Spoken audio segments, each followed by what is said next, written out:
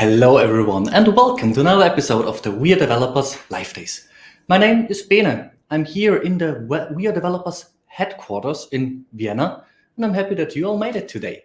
So before we start with today's topic, which is Rust, quick reminder that Code 100, our coding competition, is back as an in-person event, of course. Our next stop is Amsterdam. So if you're in the area on February 29th, check it out and also check out code100.dev to get further information and to get also all the info on our ticketings. So, and now before we start with the first speaker, keep in mind you can interact with all the other attendees in the chat to your right. Also submit some questions if you got any. The speakers will gladly answer them afterwards. But during these interactions, as usual, be nice to each other and respect each other as we have a code of conduct. Here's a short video about it.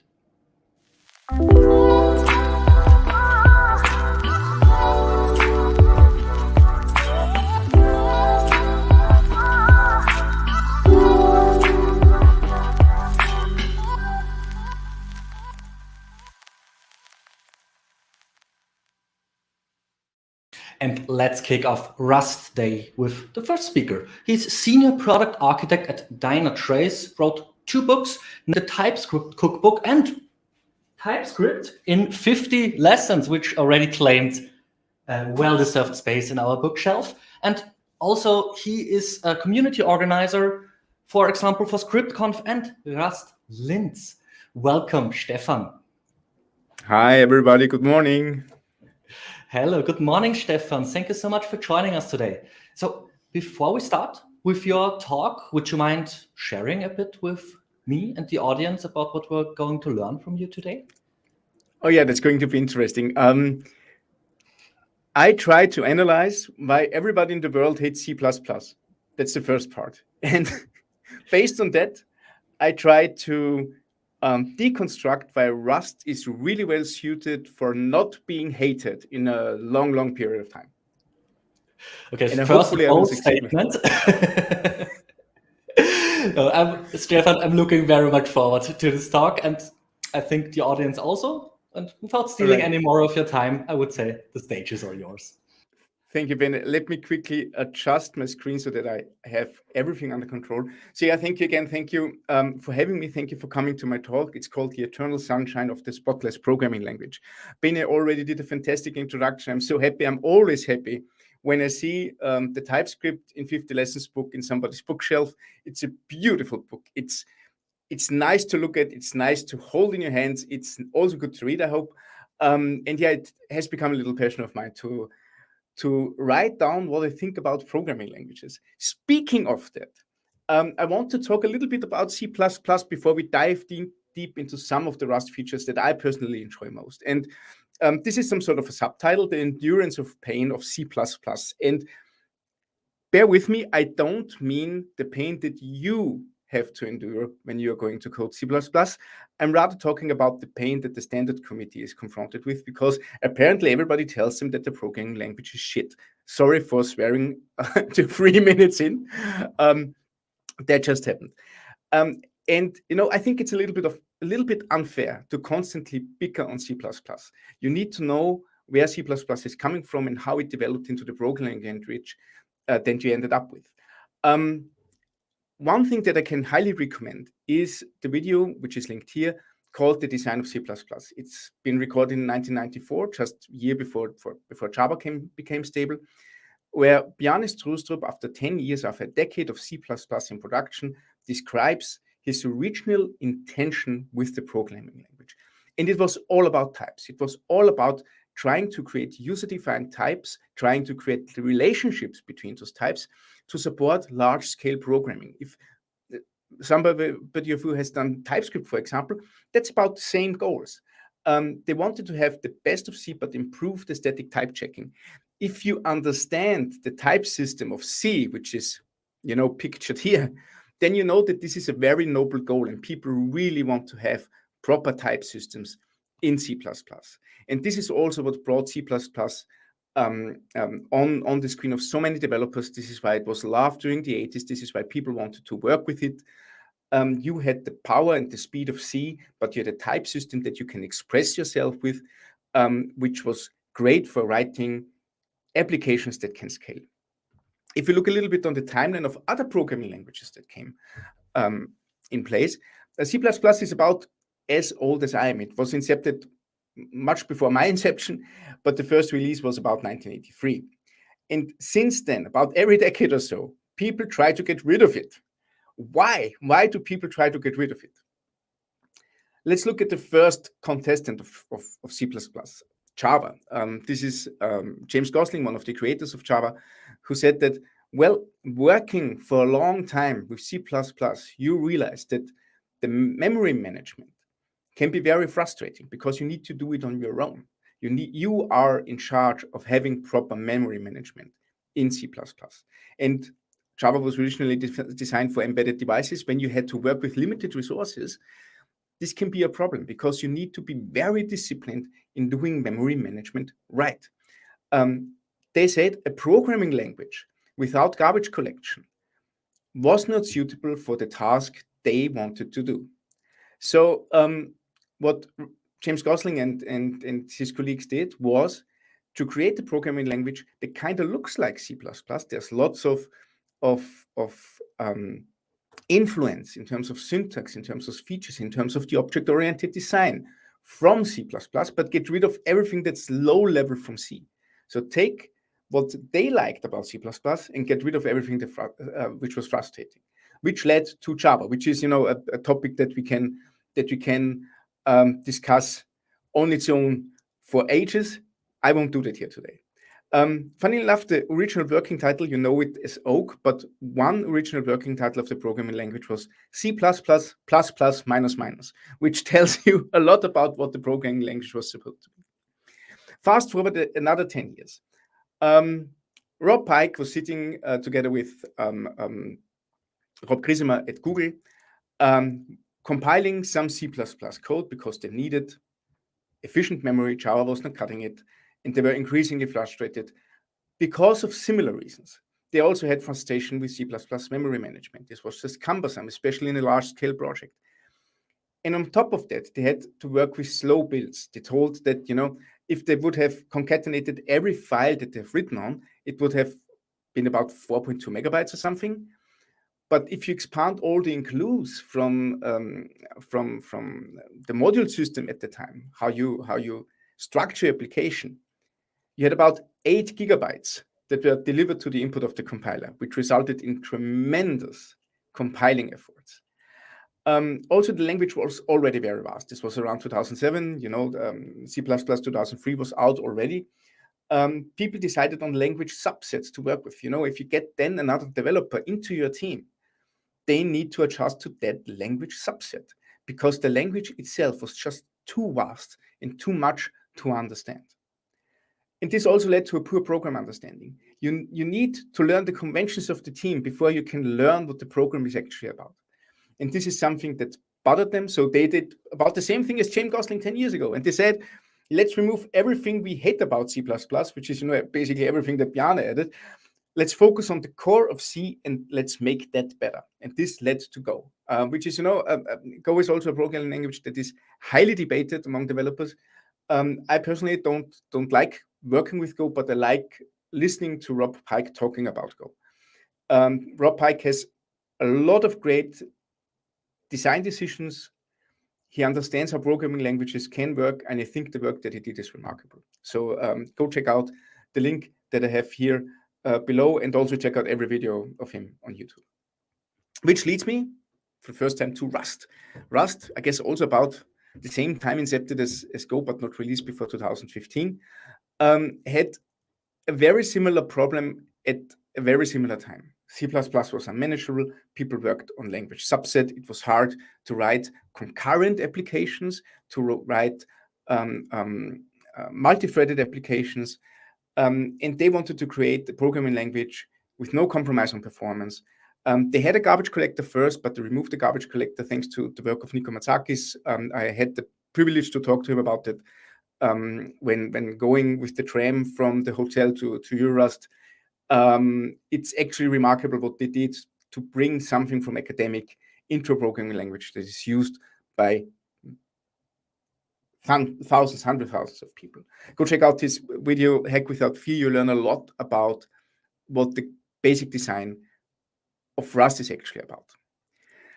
And lots of development, people try to get rid of pain points in C++ and try to make a better programming language. But you know what? The C++ folks are not sleeping. Actually, they are also working on making their programming language better and introduce more features. If you look at the second C++ now, we have things like memory safety, which is very similar to what you have in Rust. You have unique pointers, shared pointers, you have move semantics, all abstracted in respective helper types that bring you to a Rust-like experience on how you can manage memory.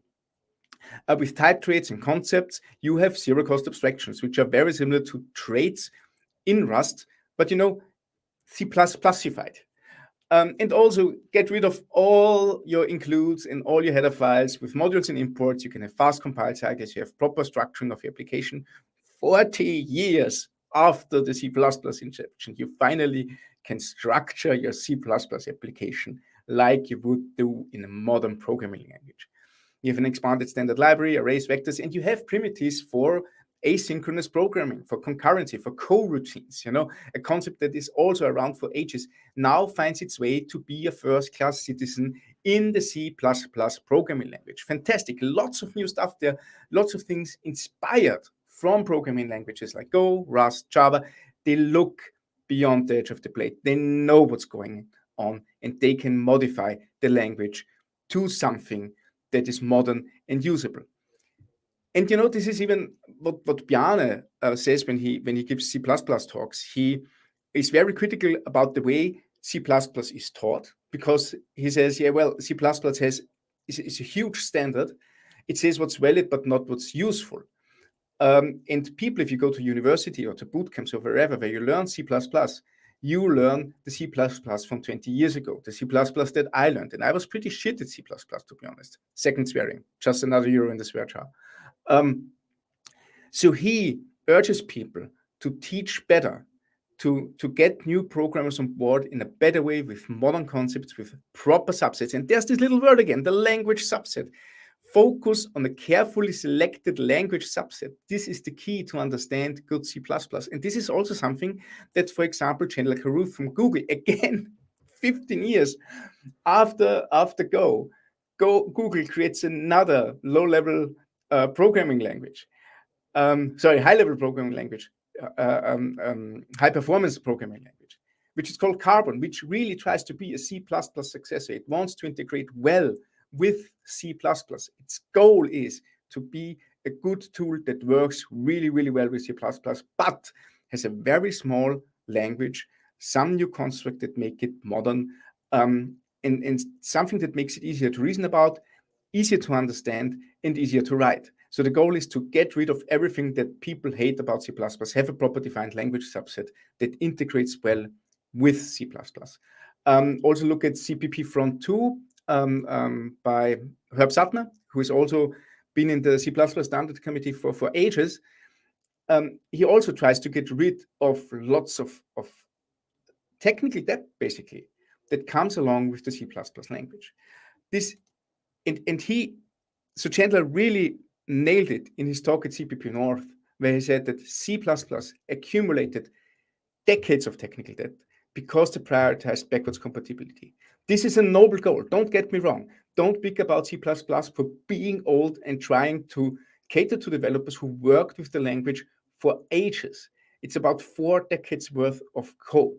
This is a noble goal, but it leads to this one problem that we have, why we constantly need new programming languages like Rust, that it's not about what we can add to C++, but what we can't remove. C++ prioritizes backwards compatibility. This is a very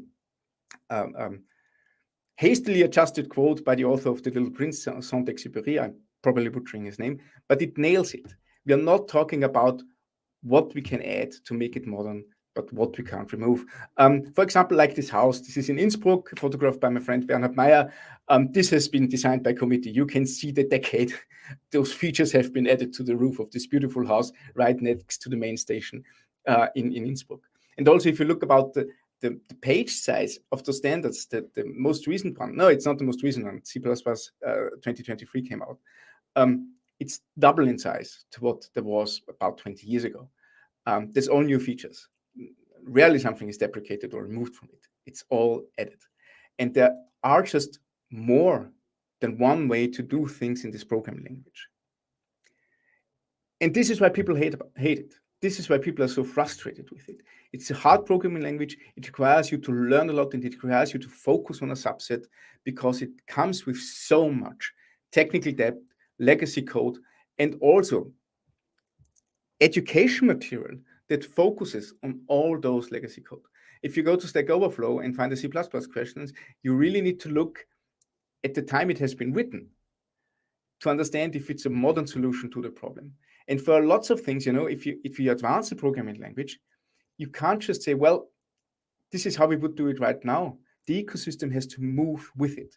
You still end up working with libraries that have been incepted 20 years ago that you need to use in your programming in your programs, where you can't use modern programming language features. And this leads me eventually to the core of today's talk. Sorry for this long intro, but I think you need to understand where we are coming from to understand why it's important to have those fantastic features in Rust that I'm going to talk about today. So let's talk about Rust. I guess lots of people already talked about Rust and memory management. This is one of the key features of Rust that people love and people adore, and I understand it.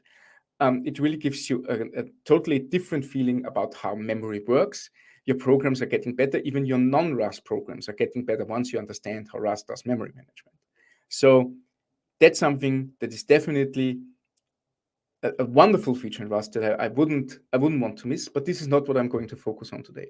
Today, I want to talk about my personal favorite feature, which is traits. Traits, are the heart of the type system in Rust. And what they basically do is define shared behavior between types. So if you understand interfaces from object-oriented programming languages, yeah, pretty much the same thing. You can describe what needs to be done, and then, well, it will be done, and you can abstract over it. But it's much more powerful in my experience. There are some details to it which make it so useful to an extent which I haven't seen in any other programming language yet. And one thing that I like most about it is that it's also the same means of abstraction for language features. So you can define those traits and you can implement language features with it, which also gives you a very nice segue to introduce new language features. You can define the trait first, you can work with the trait first, and suddenly, if everything implements the trait, you can create a language feature out of it. Let me show you what I mean. This is my go-to introductory example to traits, so you understand it within 1 minute. I'm having here a couple of structs, project and maintenance hours, and I want to define a trait billable. The trait billable tells me, well, I can, charge money for what I've been worked on. Fantastic. And it returns an F42. Then I can implement billable for maintenance hours. Maintenance hours go by a rate and by the hours that I worked on. So I multiply them and return them. Fantastic. I defined the trait, implemented it for my own type. And now I can use it everywhere billable is needed. I can use maintenance hours, and I can call the bill method. This is what it's about. But I can also implement my defined trait for types that I don't own or that I don't have defined. So this is F32.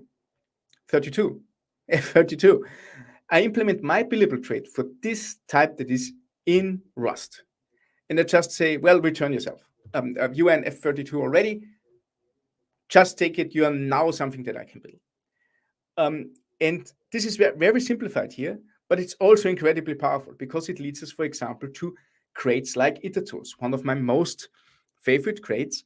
Iterators, design pattern that is, 25 years old by now, 30 years old by now, which has found its way into the programming language, is a trait in Rust. You need an iterator to create a for loop, for example, but you also have methods then on your structs that implement iterator.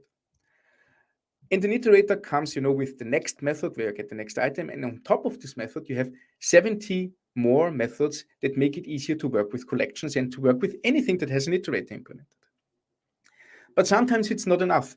This is why there's a crate called itertools, a library called itertools that implements 115 more methods for every iterator that already exists. So somebody said, if you implement an iterator, I can give you more methods. And all you need to do is import this crate or import the one method that you want, and you are done with it. How fantastic is this? So this is something that makes my life so much easier, because I'm having quick, optimized methods that I just can add on everything that I have defined. I can define something, and by working with those traits that come from the standard library, my software can be extended by somebody else without any interference. This is so powerful. I'm going to show you a couple of examples in a couple of seconds. Also, what we can extend is language features. So this is actually the one thing that made it click for me to understand, oh, I'm having here a plus sign, but I can define how this plus sign works. I'm having here a clock. The clock stores hours and minutes in U32. I create the new clock, and I'm having here a normalize function. If I'm going above 24 hours, then I start at 0 again. If I go below, you calculate just to have a proper time. Also with minutes, if they are beyond 60, you just add 1 hour and take the rest and put the rest to the minutes, or add the rest to the minutes. It's pretty simple. It's actually not that tough. And I'm having here this add minutes method where I say, okay, if I want to add more minutes to it, then, well, create a new clock with the new hours, with more minutes, it will be normalized, and I'm having here the new time. Probably not the best implementation, but it doesn't matter. It's just moving register around. It's easy. It's okay. It's an okay abstraction for what I want to do. I just don't like the add minutes method. I think it's cumbersome. I want to add clocks with each other. I want to add time with each other. So I take the add trait. The add trait from standard ops with a default generic type parameter, where I say I want to implement add for clock. And if I'm doing it like that, this self parameter here is also clock. So I can implement an addition for the same type. The output is clock, and everything that I do here is I take the clock that comes in, myself, and take the hours and minutes from the right-hand side. This is what RHS stands for. Creating on the clock, having a new output, and that's about it. But what I can also do is say, well, I want to add minutes to it, which are represented in U32. So I say, well, implement standard ops add U32 for clock. The output is again clock. So the moment I add minutes to a clock, I still want to have a clock, and call the self add minutes method. And with that, I can create new clocks and add minutes to it, or add another clocks to it using the plus operator. Fantastic. What I also did here is implementing the display trait. The display trait tells Rust that this is compatible, for example, with the printline macro, so you can have some output, you can have some display output. You also implement a toString method or the toString trait just with it, because if you're creating a string representation with display, why not having a string representation where you get an actual string? So this comes for free. All you need to do is implement this little trait, and you're done with it. Fantastic. And this is how we integrate language features. So we can define add for multiple types, either for itself, or for a concrete type for U32, or for anything else that I want, and make language syntax compatible with it. There's another example which is a little bit on the nose, but it's fun, which is this one. Here I'm having two structs, cout and endline, and I'm implementing something that is called SHL for, going into detail what that means for this type and for this type. Oh, what's that supposed to do? Well, if I use it, you might realize what it does. It's basically C streams re-implemented in Rust. So I've used the shift left operator, that's SHL, and implemented it for an empty struct cout.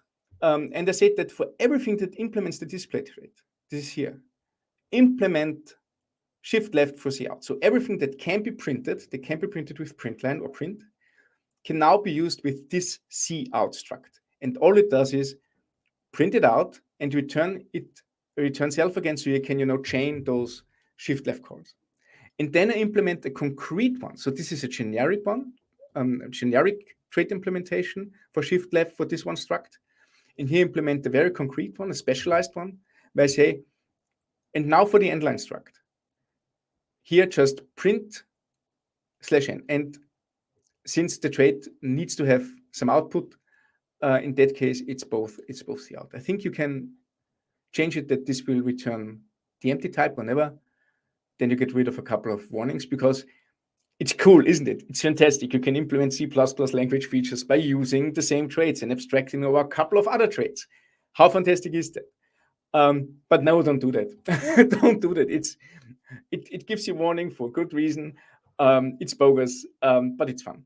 And it shows the power, it shows the power that, everything that can be printed, everything that can be displayed on the command line is then compatible with those structs that I introduced here, because for whatever reason, I still want to use some C++ stuff in my code. Alrighty. I've talked about that we can implement traits from the standard library for types that we create. I spoke about that we can define our traits for and implement it for types that we don't own. There is this might lead to clashes. This is why there are coherence rules or orphan rules attached to it that tell you what you can actually do. You can define traits and implement your traits for your types. This is easy. You create an interface and then you implement it on your struct or whatever. You can also take foreign traits that come from libraries, traits that come from the standard library, and implement it for your types. Cool. With that, you make your types compatible with other libraries. Fantastic. And you can also implement your traits for foreign types. This is how you make other libraries compatible with your code. But what you can't do is implement foreign traits for foreign types because they might have a different opinion on what's going on. There are ways to work around it, and we're going to see that in just a second. But those are the rules. Implement traits, implement types. You need to own something. Something needs to be in your possession so you can implement it then for other types as well. What traits also enable us to do, which is also something that I really, really like, is composition over inheritance. This is one of those design paradigms that you hear for decades now as well. People don't like to extend classes. It's the source of all evil. Having class hierarchies, having complex class hierarchies just leads to not understandable code. Sorry, this is one of the boldest statements that I did here, and I didn't even say shit. Sorry, swearing number 3. But what do I mean with traits enable proper composition of inheritance? Look at this example. I grabbed this example from Tim McNamara, who does a lot of examples like that. And it illustrates this composition of inheritance example so well. I'm having here a couple of URL strings, and I want to sort them, but not by alphabet. This is what the default behavior would be, but rather by the length of the URL.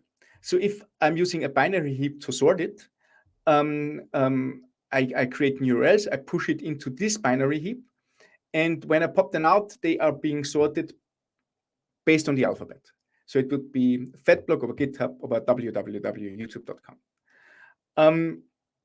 That the binary heap can sort it like that is, so the reason the binary heap can sort it like that is because URL implements equality operators and ordering operators, or equality traits and ordering traits. So what we need to define is something new that works under different rules, not ordering them by alphabet, but rather ordering them by the length of the URL. To do so, I introduce a new struct. The struct is called shortest first. It takes one parameter, which is a URL. I derive a couple of default traits from you, partial, equal, and equal, and also something to just put it out. And then I work on the comparison piece. I need to implement partial ord and ord to say, well, I want to compare those two. How can I compare them? And here I take the left one and the other one, those two that I want to compare, myself and something else. I extract the length of the string and I compare the length with each other, which also implement ord and partial ord. So with that, I'm now able to use the equality operator. I'm using less than, greater than. I can use all that. I can understand which one should be ordered before the other one. What I did here was creating a new struct where I can compose the old struct with it. This is composition. I take something and instead of extending it and overriding functionality that there already was, because this is what you do with class hierarchies, I just create an entirely new type that can work with the type underneath. I compose instead of inheriting. But to still produce the same functionality like before, I implement traits on top of it that should be there. And with that, I have absolute control what this type should do. There's not just one dangling method that is in URL that doesn't make any sense in the composed value that I can use, because I removed or I encapsulated all of that by having an entirely new type. This type now works exclusively on URLs, but I can also make it over generic, where I say, well, shortest first for something that can produce a length. I don't know what that would be for something that has a string implemented, because I want to do the length over the string representation. So this might be something where I can have this struct then generic over lots of different types. Composition over inheritance. You compose types and then you define explicitly what they should do. To me, this is incredibly important, because this is where all the problems come from class hierarchies. Oh, I'm using this one method, but it's actually in the class hierarchy, the fifth class that I'm extending from. And then it's gone. And you need to look for it and need to understand what has happened and why it's gone to begin with. Here, it's totally clear what's happening. You understand what's going on. The traits tell you what's going on, what you can do with it, how it works. It also tells you what you can't do with it and where you need to go to the wrapped type, to the inner type to work with it. Everything becomes explicit and clear. And this, in my opinion, is the power of Rust's language design. Everything becomes 100% clear what you can do. So how do you use it if you want to order them shortest first? Well, everything that you need to do is wrap the one type that you already had in those new types. And that's it. Now it works just like before. Composition over inheritance through traits and through a pattern called new type pattern. So if you ever find yourself reading the new type pattern on Rust, this is what it's about. Alrighty, let's continue. One thing that also benefits from traits is error handling. Error handling, one of the core components of Rust. It's possible with Rust that you write code where you never miss an error because Rust just won't let you. Error handling in Rust works like that. I'm having here a result of u32 in string, which means either the operation succeeded or it didn't. This is all it does. Either it succeeded or it didn't. But then the code is pretty long. So all I want to do is read a number from a file, which means that I need to open that file. That can go wrong. So either I get it or I need to return an error. The other thing is I want to read the contents of the file. Yeah, this can go wrong. So either, maybe I read it into the buffer or it returned an error.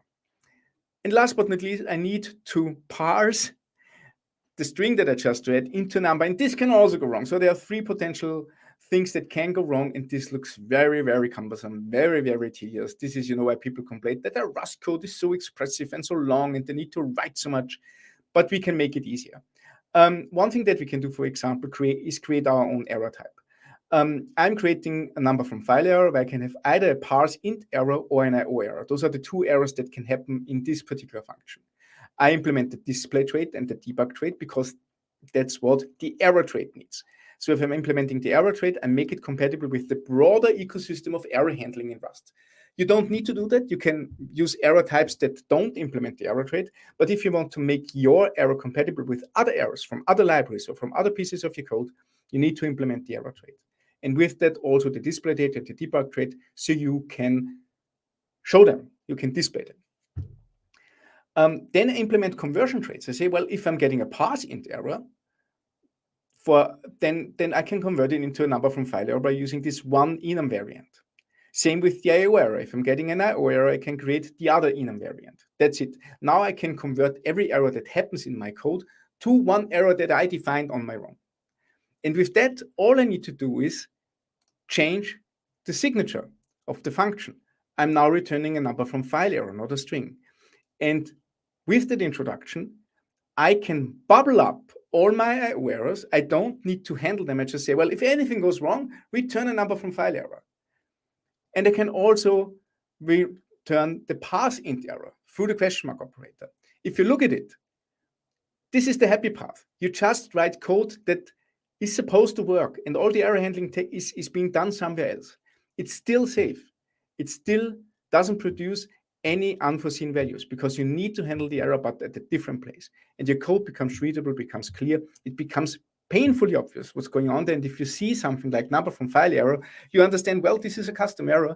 I look into it and see what's compatible with it. And you don't need to do that. You can also say, well, take a trade object that implements the error type, and you're done with it, and never deal with the exact error. But your mileage may vary. It might totally depend on what your project is actually about.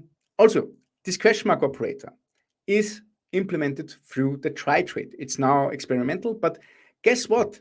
There's a trade for syntax in Rust, and both the option enum and the result enum implement this try trade. I put the RFC to the try trade into this talk. Read it up. It's beautiful to see how this error bubbling is implemented through a trade, and how it enables the Rust team to add this question mark operator. It really shows you how abstracting something in a trade and creating language out of it works together. Yeah, I guess you realize that I'm getting really excited about that.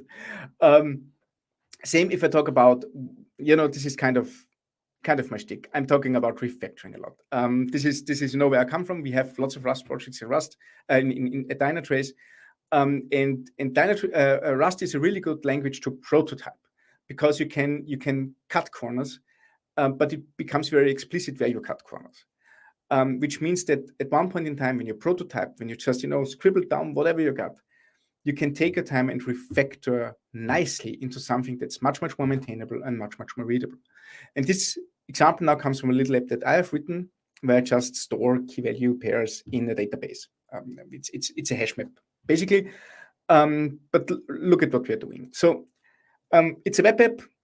You can either take some value, whatever value that it is, and store it in a key value pair. So you are getting a key, which is here, and the value, whatever that value is. So I'm also storing a content type here to understand if it's an image or if it isn't. And this might go wrong, or it might not, but everything that I did is I'm taking the shared state, take the database, insert a key, the content type, and some data. And then I can get it again. So if I'm getting the key, I say, well, is this key available? If it's available, read out the content type, read out the data, and return the value. Otherwise, return a new status code not found, key not found. This is based on a framework called Axiom, one of my favorites. Everything that it needs to have is having an into response. So everything that implements into response can then be converted into a proper HTTP response. This is what's happening here. Otherwise, I'm having a key v error. I'm coming to the key v error later on. It's 4 lines of code, so ignore the lengthy header of the function signature. What's going on really is just a couple of lines of code where I write something or I return something. So far, so good. Nothing to worry about. But now I want to have, a little bit more. I want to have more functionality. I want to create a grayscale endpoint where if it's an image, if it's a PNG, I want to convert it into a grayscale image. That should be one feature of my key value store for whatever reason. And it already takes a little bit more time. So first of all, I need to read data from the key value store. And if it doesn't exist, I need to return a not found error. Or I need to say, well, if it's not an image, I need to return a forbidden error, because all I can do is convert PNGs. Maybe I can extend it. But if it's not convertible into an image, I need to react on it. So error handling here. Also, I need to load the image from memory into a dynamic image. So what comes out here is a dynamic image from the image crate. It's a struct from a different crate. This might also fail. I'm doing unwrap here, which means that my program will break if I'm doing something wrong. Not what you want to have. If this loading of the image data worked out, if we got there, great. Then I'm having a new image, which means that I create a new vector of bytes, and I create a cursor into it. This is happening here. Then I'm taking the image, call the grayscale method, and write everything from the image in the output format PNG into my vector. So the image crate stores it in some different data, and I need to get bytes at the end that I can send out. And last but not least, what I do is I create a new response with the content type image PNG and create the newly created bytes out of it. It's a lot of work. It's a lot of work to, modify data to make sure that the data is compatible, and it's a lot. It's a lot. But I want you to focus on this particular line here. I start refactoring this line because it has string values into that. I don't want to be bothered with string values because they can introduce all sorts of bugs if I get them wrong, and rather want to work with something called an image response. I want to work with a response that where I know if I return this, it will be an image. So what I create is I create another struct. I implement the constructor here where I say, well, all I want to do is I want to get into bytes because I'm sending bytes. So if I'm adding here a vector of U8, it can be converted into a byte array. This is why I'm creating this constructor here. And then I'm implementing the into response trait from Exum for this image response, where I say, well, once you have this image response, I can create something that is of content type image PNG, the bytes, and return it into a response that Exum can work with. Fantastic. So instead of having this huge OK and tuple and whatever, all I do here is saying, if you can convert it into bytes, then you can be an image response. Please send an image response. Cool. Works. I created my own type. I applied a foreign trait. But what I can do now is also convert from a foreign type into my type. I implement the try from trait for the dynamic image from an entirely different library. And here I say, okay, well, it can result in a KV error. What the KV error does, I'm going to tell you in a second. And I call image response try from with a reference because I implement the same thing for a reference as well. And the code that's coming here is creating a new vector, creating a cursor into it, write it into that data with image output format PNG, and create a new image response with that vector. So by creating this struct, by creating the boundary that you need to have bytes to be a proper image response, I can now create a conversion trait from a dynamic image into this particular struct by applying more traits. I also have the KV error. That's a k-value error where I say, well, if I'm getting some image errors, because that can happen now when I convert, I can return bad requests or not supported or whatever. I can do that here in the from image error to KV error thing, the same error handling that we had before. And now a bunch of lines of code are reduced to this. I say, well, if it works out, create the image response from this image that you just created and make it grayscale. That's all I do. That's all I do. I just say, I want to have an image response from that image in the grayscale format. Fantastic. And I can use that now for many, many more functions. If I want to resize it, it's the same line. I just say image.resize. If I want to skew it, to change pixel, to invert it, to apply a sepia filter, whatever, it's the same line. I create an image response from that image that applied the method. And it's a little bit of refactoring, just applying a bunch of common traits to it. And your code becomes so much more readable and so much more usable. I'm still a little bit bumped by the whole, is it available or not thingy, which means that I'm going to change my database. I'm going to change my stored type. Instead of just storing some bytes in a content type, I say, well, all I want to do is either have some bytes, and I don't care what those bytes are, or to have an image which I want to convert into a dynamic image before the fact. So when I store something now, I'm having here this post key, and I say, well, get the stored type with get stored type of the content type, and I either create an image where I already converted the image into a dynamic image. So this already happened. Otherwise, just stick with your types and store this enum into my key value database, which means that now when I'm calling grayscale, all I need to do is check, is it an image that I can work with? Then create an image response in grayscale. Otherwise say, well, the key has not been found, or the key can't be converted, or whatever. And now it becomes obviously clear what it does. You refactored a huge pile of code into something that's easier to understand, easy to reason about, where you have types that tell you a story, that tell you what's going on there, and functionality that you can reuse for multiple endpoints as well. One last bit, one thing that I also liked is transitive trait implementations. This is also very great.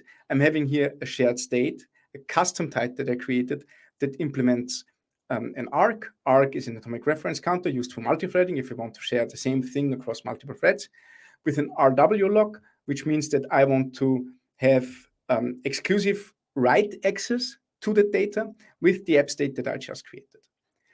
The app state is this one hash map here, and all I do is I derive the default trait from it. Now, the default trait, what it does, it creates a structure with default parameters. That can be empty parameters, just creating the memory or whatever. It doesn't matter. It just says, well, that's the default constructor. That's what you should get if you don't add any parameters. Now my app state implements default. Hash map implements default. Arc implements default. RW log implements default. And now I can create a type alias where I can create a new app state with a new hash map in an RW log in an ARC by just saying share state : default. They all implement the same trait. And with that, I can make sure that I'm creating an object with all those helper types. It's ARC, RW log, app state, hash map, just with one line of code. Sorry, I'm getting really excited about it. All right, I need to talk a little bit about async Rust. I don't have time to go into detail. I can, if you like, at another time. But it's also, again, about language features. And this has been tried and tested, and you could really watch the Rust team working on that. Rust has async in the wait support. They don't have a runtime built in, which means you need to add a third-party runtime to make async in the wait work in your Rust application for various reasons. But Rust decided to create the future trait. And with that future trait, you make, first of all, async await as a syntax compatible with any runtime, but you also can abstract over that future trait to work with potentially any runtime. And this is also something where you can really see how a trait at the core of a language feature managed to create an entire ecosystem of Rust libraries, Rust code, frameworks, etc., and syntax, obviously, by focusing on the proper design of one single trait. If you want to learn more about async Rust, please don't hesitate to catch up on me. I love to talk about that as well. All right, now I'm wrapping up. To wrap up, there's a lot of stuff that I have left out. First of all, I didn't go into the details of async. I'm sorry about that. I haven't spoken about reflexive trait implementations. You can implement the trait based on the implementation of another trait. How cool is that? I haven't spoken about the power of trait bounds. I haven't spoken about trait objects, and I'm pretty sure I left out many, many more things. What I also left out, a little down at the end, need to structure my talks better. It's not all roses. Traits can be very complex, especially if you go into async. It can be very complex, which also means they create very complex error messages. Rust is well known and loved for its error messages. But if you have huge complex traits in there, they don't help you at all. You need to have helper libraries that tell you, well, I can interpret the error for you and tell you what's actually going on. But this is being worked on. So people around the error handling group are working on improving those error messages. Also, don't mistake traits for interfaces. They are not interfaces. They're not interfaces. They are much, much more powerful, and they have other limitations. Personally, I feel that trait discovery is still a little bit of a problem. You need to understand the documentation code. A Rust analyzer as a tool helps great discovering traits, but you need to understand it. You need to look for them.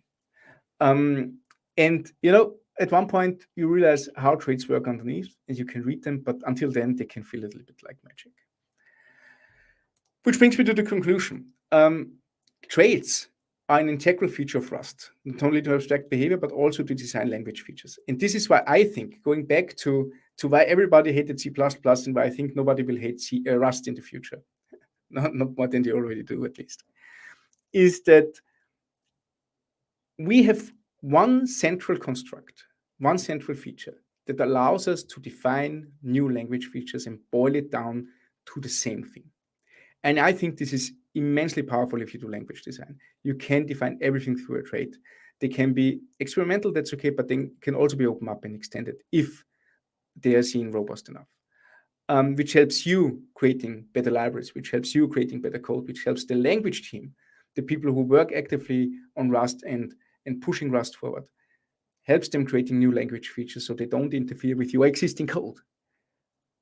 First comes the trait, then comes the language feature. And you can always start by working against the trait instead of trying to move an entire ecosystem with it and decide on a language subset, because the subset is a trait. And traits will become more powerful in the future, will be more usable in more position. Typalize, infiltrate, return position, infiltrate in traits, hiring trait bounds, and generic associated types. I know what those acronyms are. I can also explain them to you, but at another time. So yeah, everything that comes up will center around traits, which wants me to close with another phrase from Saint-Exupéry. This comes now directly from the Little Prince.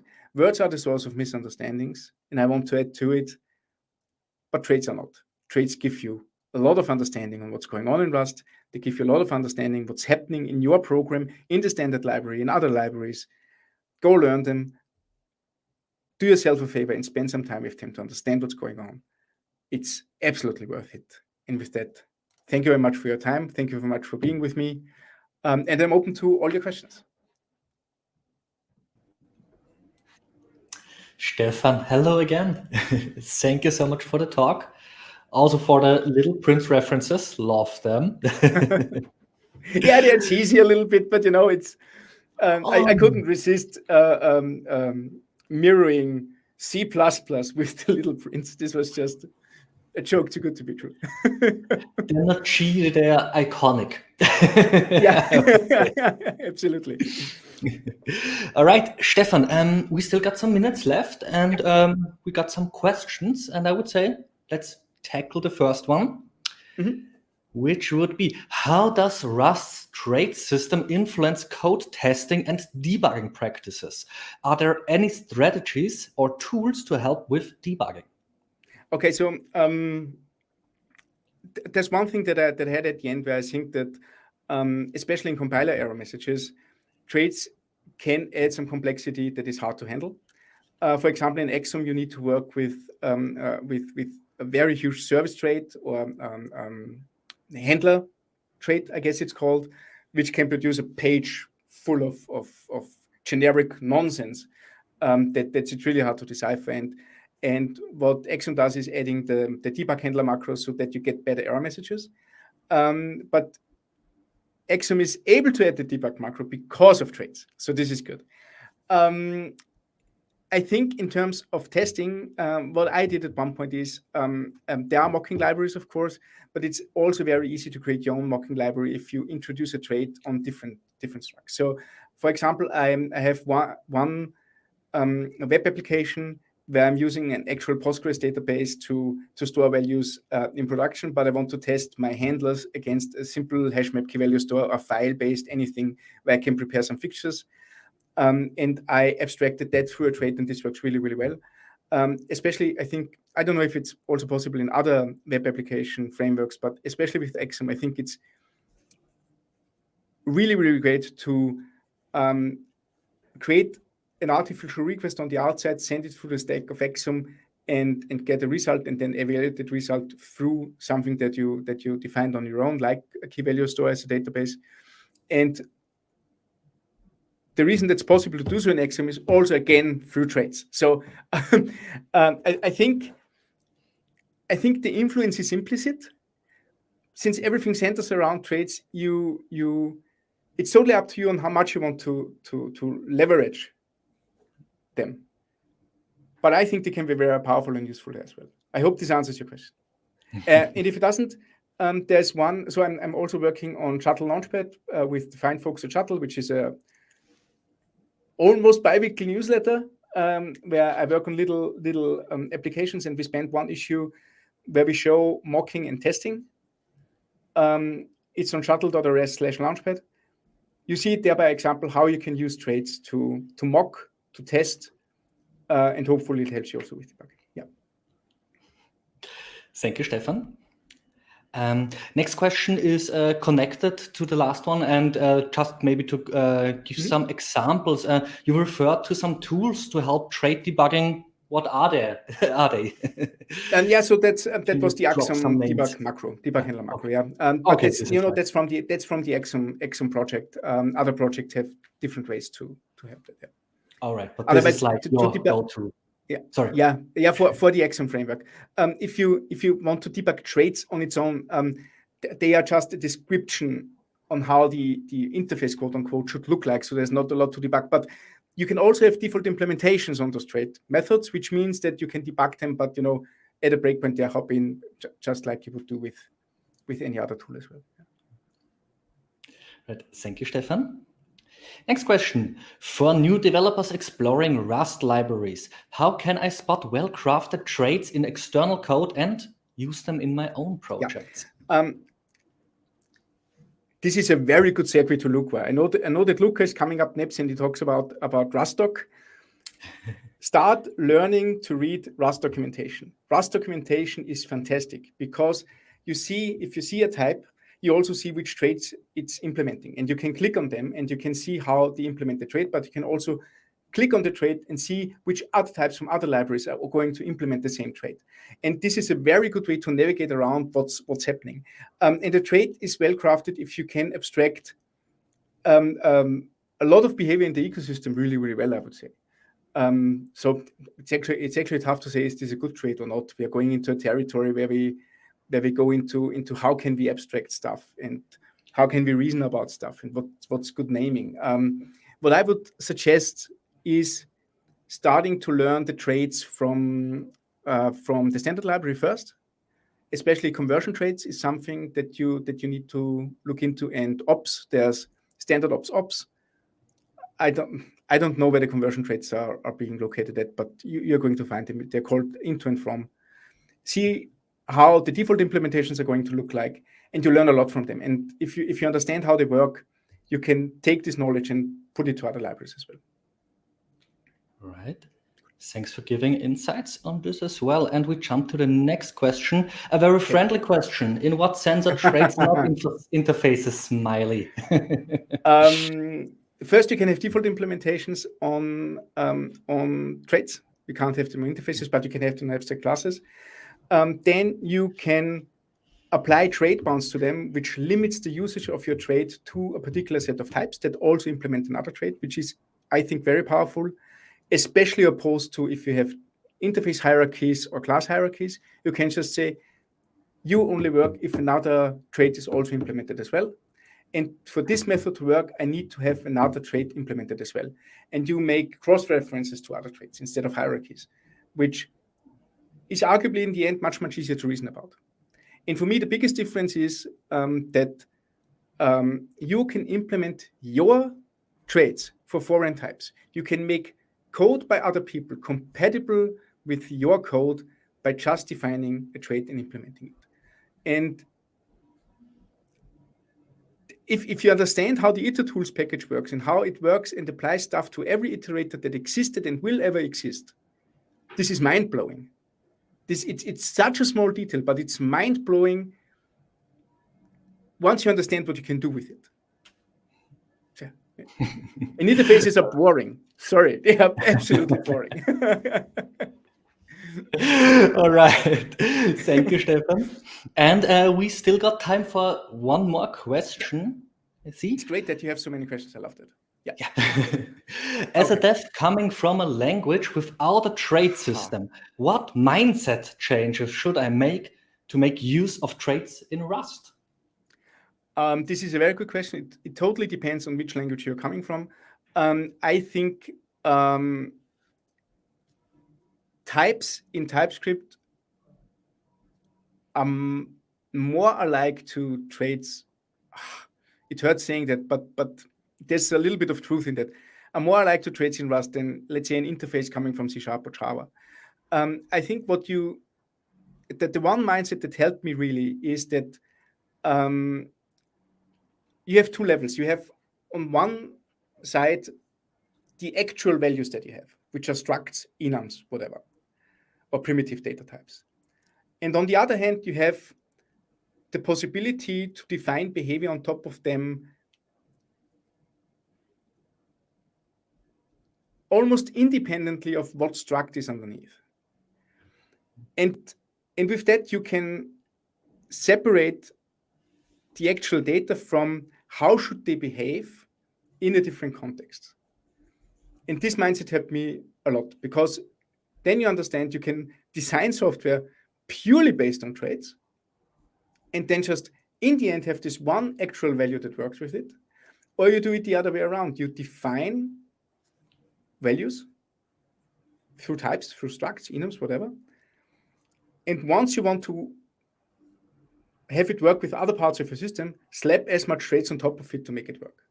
So that's the best I can do. giving that minute. Yeah, thank you, Stefan. We got one more question, and I think it's a very good closing question. Okay. So maybe let's tackle also this real quick. What is your favorite thing about Rust, and what are some features you still miss? I mean, okay, maybe this is a whole talk on itself, but it's absolutely traits. And I'm in love with error handling. I love traits. What do I miss? I've given you a list of features that is currently been working on, right? Return position, infiltrating traits, type aliases, infiltrate, etc. They are actively being worked on. Everything that makes a simple infiltrate usable in many more positions, where I don't need to have a concrete type, but just can say, well, here I want to have anything that implements the trait. I want to have that, because it opens up much possibilities of abstracting your code. So but yeah, what's your favorite thing about Rust? Kids, I'm still in the honeymoon phase with Rust after 3 years. It's so much love. I love all about it, of course. So yeah. Could wonder also when be a this good honeymoon phase will title. end. Yeah, could also be a good title for our next talk, like 3 years of honeymoon with Rust. Yeah, What I learned absolutely. in this relationship. Something like that. Perfect. All right, which confirms that you will attend the next Rust Day also. Oh, I hope so. So, yes. Yeah, cool. It was a lot of fun. Right. Thank you very much. Pleasure all on this side of the camera. Thank you so much, Stefan. Thank you so much for joining us today. Thanks for the talk. Thanks for the Q&A. To the audience, if you still have some questions, just reach out to Stefan on his socials or everything. So he will gladly answer all of them. And Stefan, as we already have the title for the next talk, I would say till the next live day. Fantastic. All right. And have fun with Luca. He's amazing. He's a good friend of mine. He's going to rock the stage right now. Alrighty. See you. Bye-bye. See ya. All right, and you already heard from Stefan, who is our next speaker. He's principal engineer consultant at Mainmatter. He also is the author of a book called Zero to Production in Rust, which is basically an introduction to using Rust for backend development, and also part of the Rust community since 2018. Very welcome, Luca. Hello. Thanks for having me. Hello, Luca. Yeah, thanks for joining us today. So Stefan already spoiled it a bit in his last talk what your topic is, but maybe you want to wrap it also up real quick, what we are going to learn from you today. Yes. So the topic today is day 2 concerns. So it's not about learning to use Rust or how to use Rust, but it's about building tools that help you maintain pretty large and complex code bases in Rust. In particular, we'll talk about Rustdoc JSON, which is a semi-recent addition to the toolkit, and we show what kind of problems it can be used to solve. So you'll get some proficiency in using this and understanding when it's a good fit. All right. Luca, thank you so much. Did you already share your presentation screen with us? I didn't. I can do now, though. Sorry very much. All good. I was wondering, why isn't the presentation showing? I guess you haven't shown it. All right. I think now that we are all set, I'm not going to steal any more of your talking time, Luca. The stage is all yours. Amazing. Thank you very much. First and foremost, thank you for coming to this session. As I anticipated, we'll be talking about reasoning about Rust code and Rustdoc's JSON format in particular. Well, I was already partially introduced, but just to restate the key points. Name is Luca Palmieri. You can find me on Twitter, especially if you want to ask questions that will not be answered during this presentation. My website contains most of the things I do.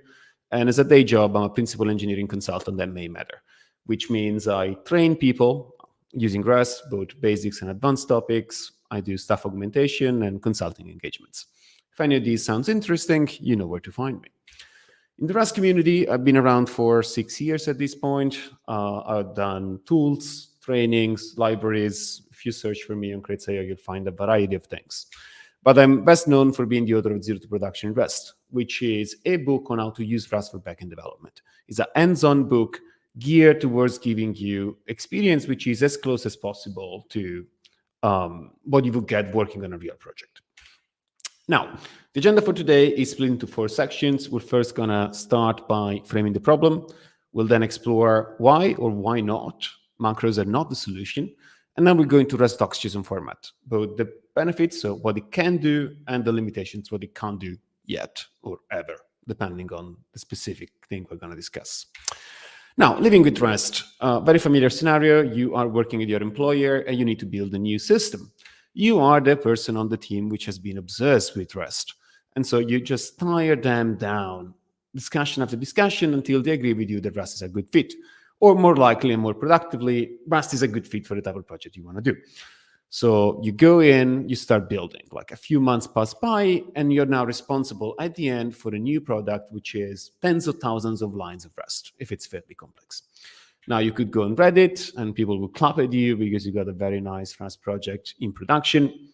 But if we look at it from the point of view of responsibility and burden, one might say condolences, because now you have a lot of code lines, which means a lot of liabilities and things that can go wrong. So when you have so much code, the question I usually ask myself is, how do I deal with it? How do I reason about it? And that's because a lot of the heuristics that you use when you have a small amount of code, be careful. Look at all the, the PRs, make sure that certain standards are upheld.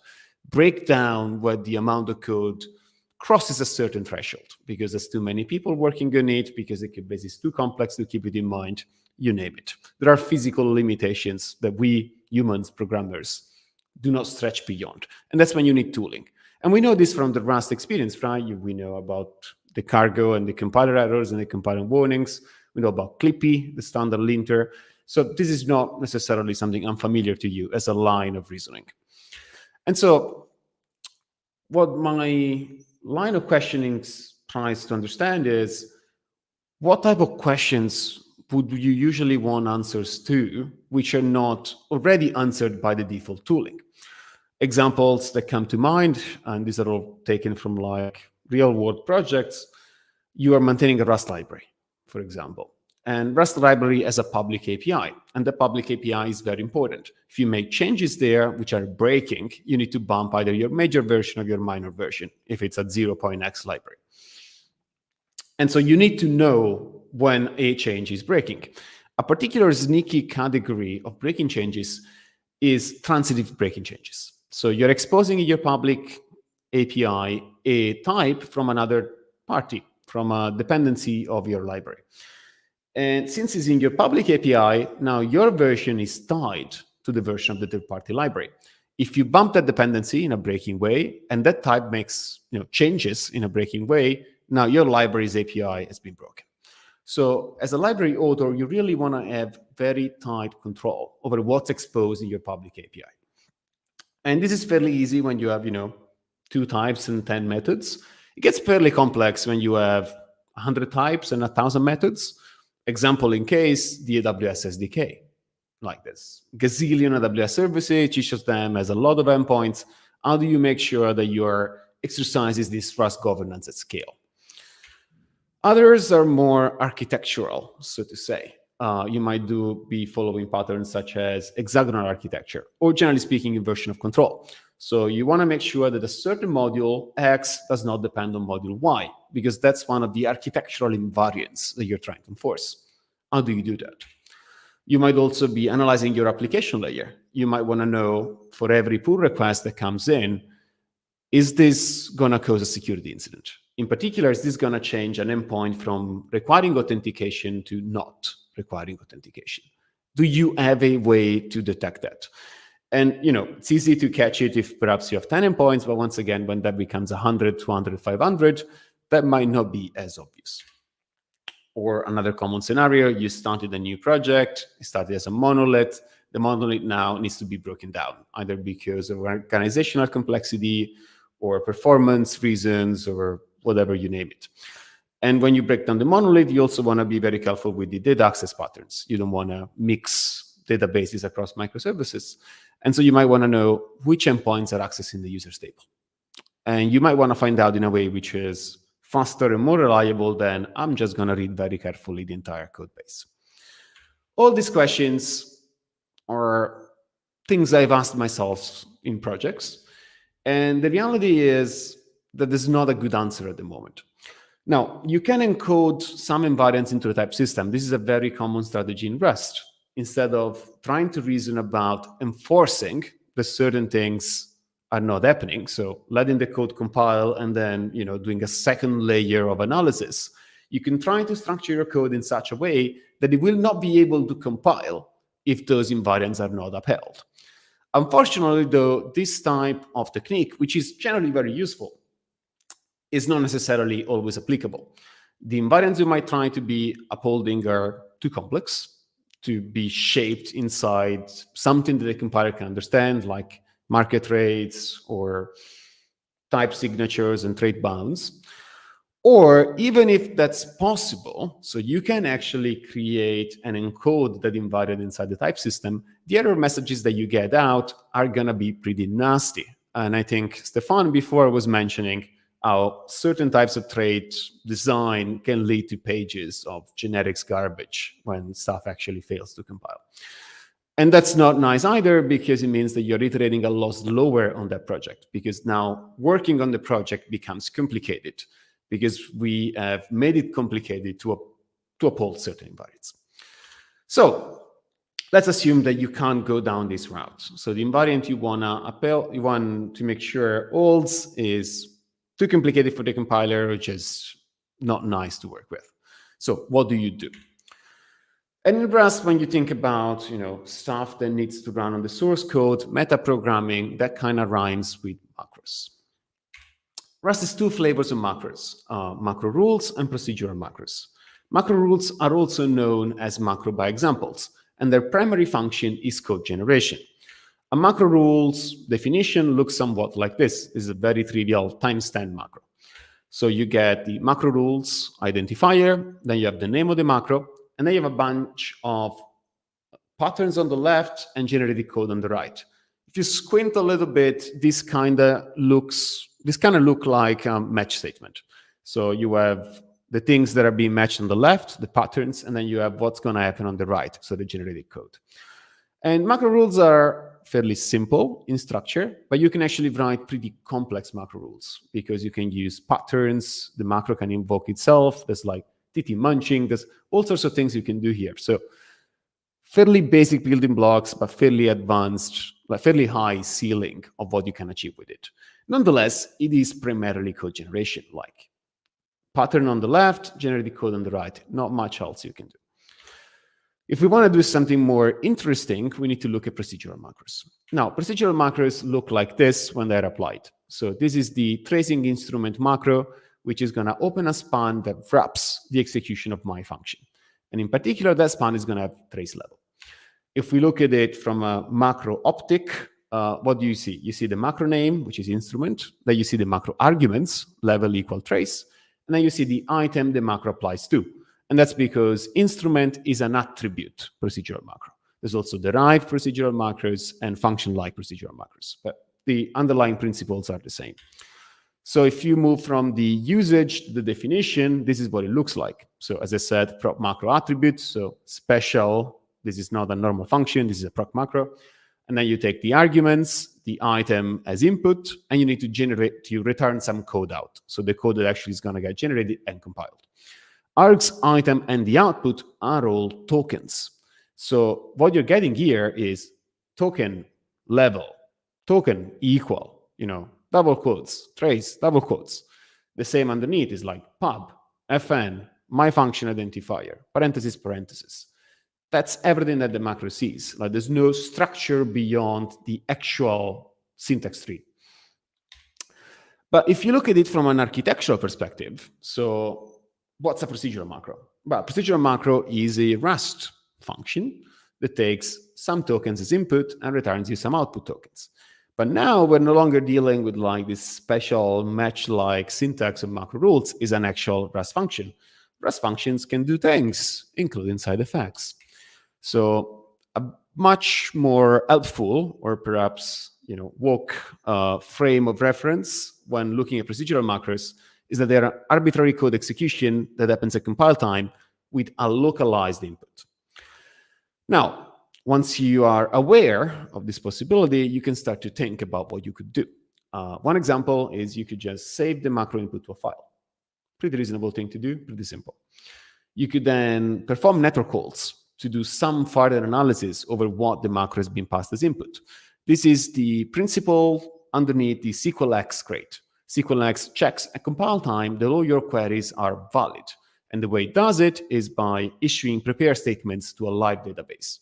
So basically saying to the database, is this a valid query? Like, can I prepare it?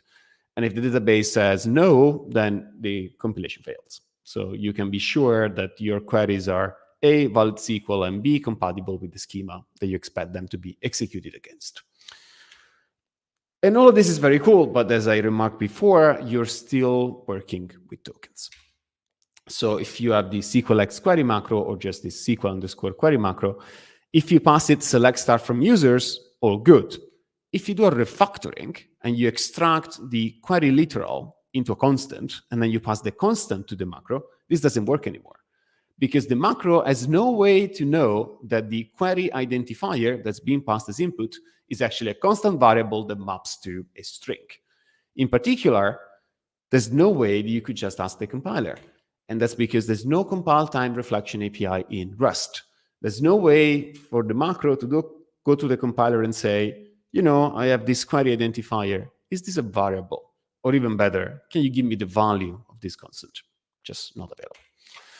Now, some of you might be in the frame of mind who's like, think bigger. The compiler is nothing special, just a Rust library. We can just use it. Well, the compiler is kind of a big library. You can see there as kind of large. And the API surface is massive. And there's absolutely no stability guarantees. Rust C, cargo, like the artifact that you use, those have committed to backward compatibility. Like there's not going to be a 2.0 release. But the internals, that's simply a different story. They are used and designed for the purpose of the Rust C developers. And if they need to change an API, they'll change it. So if you try to consume it as an external user, you're going to spend a lot of your cycles just trying to keep up with the breaking changes, which, is not a great place to be. And so you might ask, is there a better way? And, the title was kind of a giveaway. The better way is Rustdoc's JSON format. Now, if I say Rustdoc, where does your mind go? Mine personally goes to this. Rustdoc is the tool that you use in Rust to get auto-generated documentation, an API reference, basically, for your project. Every crate that gets released in Rust to the registry automatically gets a corresponding page in docs.rs where the documentation is hosted. And this is very, very nice for a variety of reasons, like it's very easy to write docs, so people write more docs, so crates are better documented. Also, docs have a standard structures, so when you're looking at an API reference, they all look the same, and you got that kind of get trained on where to find things. As Stefan as well was mentioning before, this is one of the key skills I think people need to acquire when they start with Rust. You need to get good at finding stuff inside the auto-generated API reference. Nonetheless, if we look at it again from an architectural perspective, what's Rustdoc? It's a Rust program that takes a Rust crate as input and gives you HTML. Now, we could make an adapter that instead of giving us HTML, gives us JSON. And why is this interesting? Well, it's the same information of docs.rs, but it's in a machine parsable format.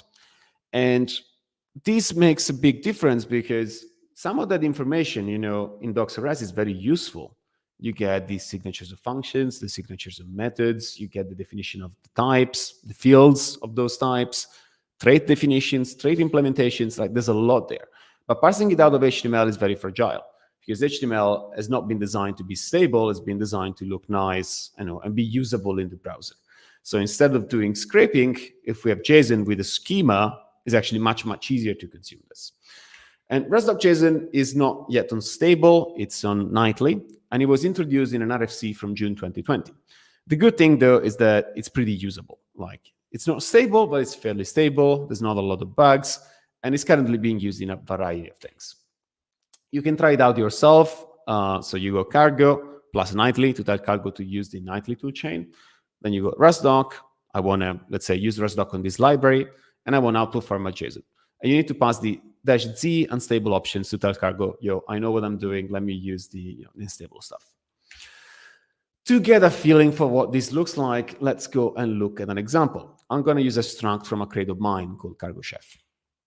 This struct is called target args. It is a public struct, and it has 4 fields. They're all Booleans, and they're all public. If you look at the corresponding representation in Rustdoc JSON, this is what you see. There's an ID, which is unique. Uniquely identifies this item inside the larger JSON document. Then you have a crate identifier. Crate identifier is set to 0 here. 0 means this item was defined in the crate you are generating the documentation for. This is because this item was defined in Cargo Chef, and I was generating the Rustdoc JSON for Cargo Chef. If this was an item from a third-party crate, this would be 1, 2, 3, 4, 5, whatever. And there's a dictionary at the bottom of the document that tells you crate ID 1 is actually hyper, for example.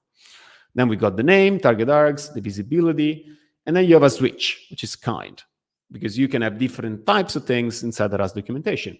This is kind struct. And then based on the kind, you have different information inside inner. And you also have different structs in Rust. Structs can be unit, can be plain structs. Plain structs are structs with fields. These are struct with fields, with named fields. And so the inner kind is set to plain, and then you get the fields. And you don't get the fields in line, you get an ID to those fields.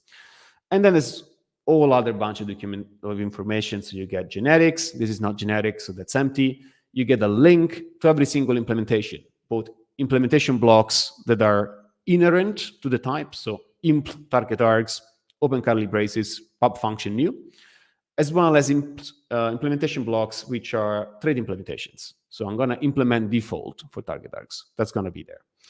You can follow those IDs. So if we follow one of the fields, for example, what do we see? Once again, a unique ID, crate ID 0. This belongs to the same crate. You get the name of the field, the visibility, and once again, there's a kind switch. This time is set of struct, is set to struct field. And then inside you get the type. In this case, it's a Boolean, so it's a primitive. Now, none of this is something you actually see because there's a crate called Rustdoc types, which is maintained in tree alongside Rustdoc, which gives you Rust types that you can parse the JSON into. So this is the kind of stuff you're actually going to be working with. You just do parse, and you get pods, you get structs, you get everything you need. And this should be fairly familiar for folks that have been working with Scene, for example, which has similar representations. Now, the other thing that's really exciting is that this is stable enough, as I said, to be useful, but it leaves the door open to future evolution.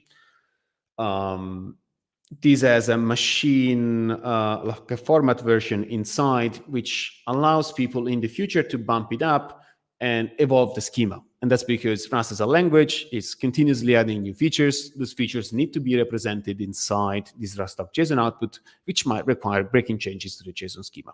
But that's accounted for, and there's a mechanism to do that. Now, as I said, Rustdoc JSON format is still unstable. Nonetheless, it is enabling today a new generation of Rust tooling. Number one, cargo sender checks. Some of you might actually be using this. So cargo sender checks is a tool which compares, for example, a pull request with a release version of your crate. And it tells you if you have introduced any breaking changes, so any semantic versioning violations. And the way it does that is it takes the release version of your crate and generates the JSON docs for it. And then it does the same thing for your PR, and then simply compares the two JSON documents, looking for violations, like a method that used to be there, it's no longer there, a field that's been renamed, these kind of things, and also much more sophisticated things. Then you have cargo check external types. This is a tool that was developed by the AWS SDK team to do exactly, to solve one of the questions I asked at the beginning of this talk. how do I know which types from third-party crates are actually exposed through my API? Cargo check external types does that for you, generates the JSON, crawls it, find all the types that do not have crate ID 0, but are part of the API, and then compares it to an allow list. Is this allowed? Yes, all good. Is this not allowed? Okay, I'm going to throw an error. And the AWS SDK team runs this in CI as a way to make sure that governance doesn't slip through the cracks. Last but not least, you have PubX, which is a new Rust web framework, which I'm personally developing. And one of the key features in PubX is compile time dependency injection.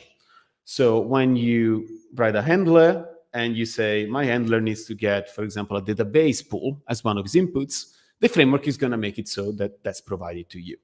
The way this works is with Rustdoc JSON, obviously, as you might expect. In this code snippet, you can see bp.constructor on the second line.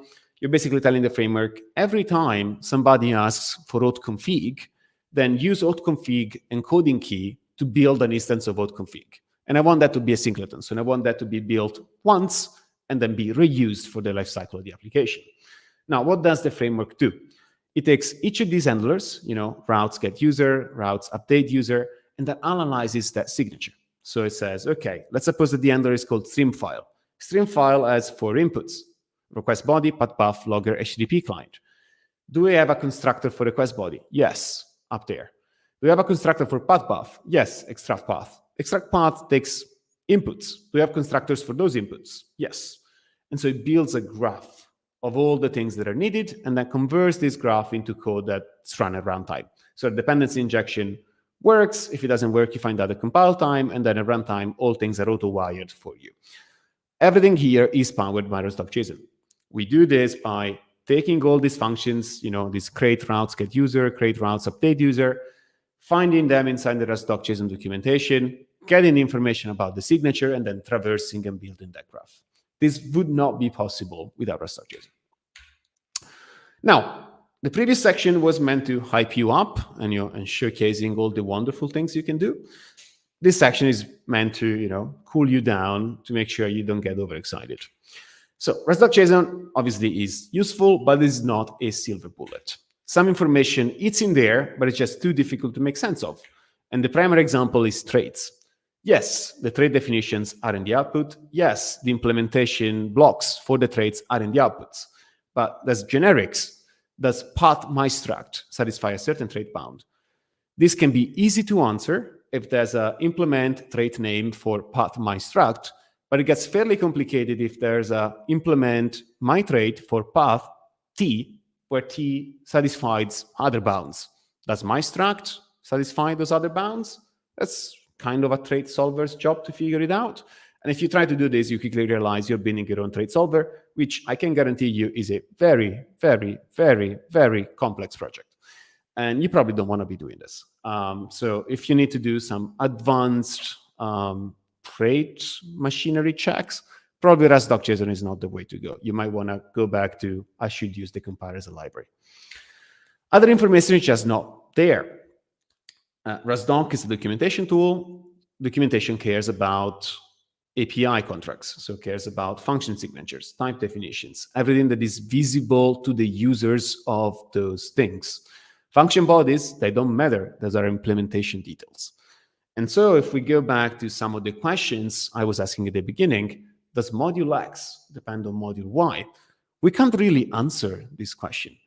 We can answer a weaker question, which is, does an item in module X depend in its signature on an item in module Y?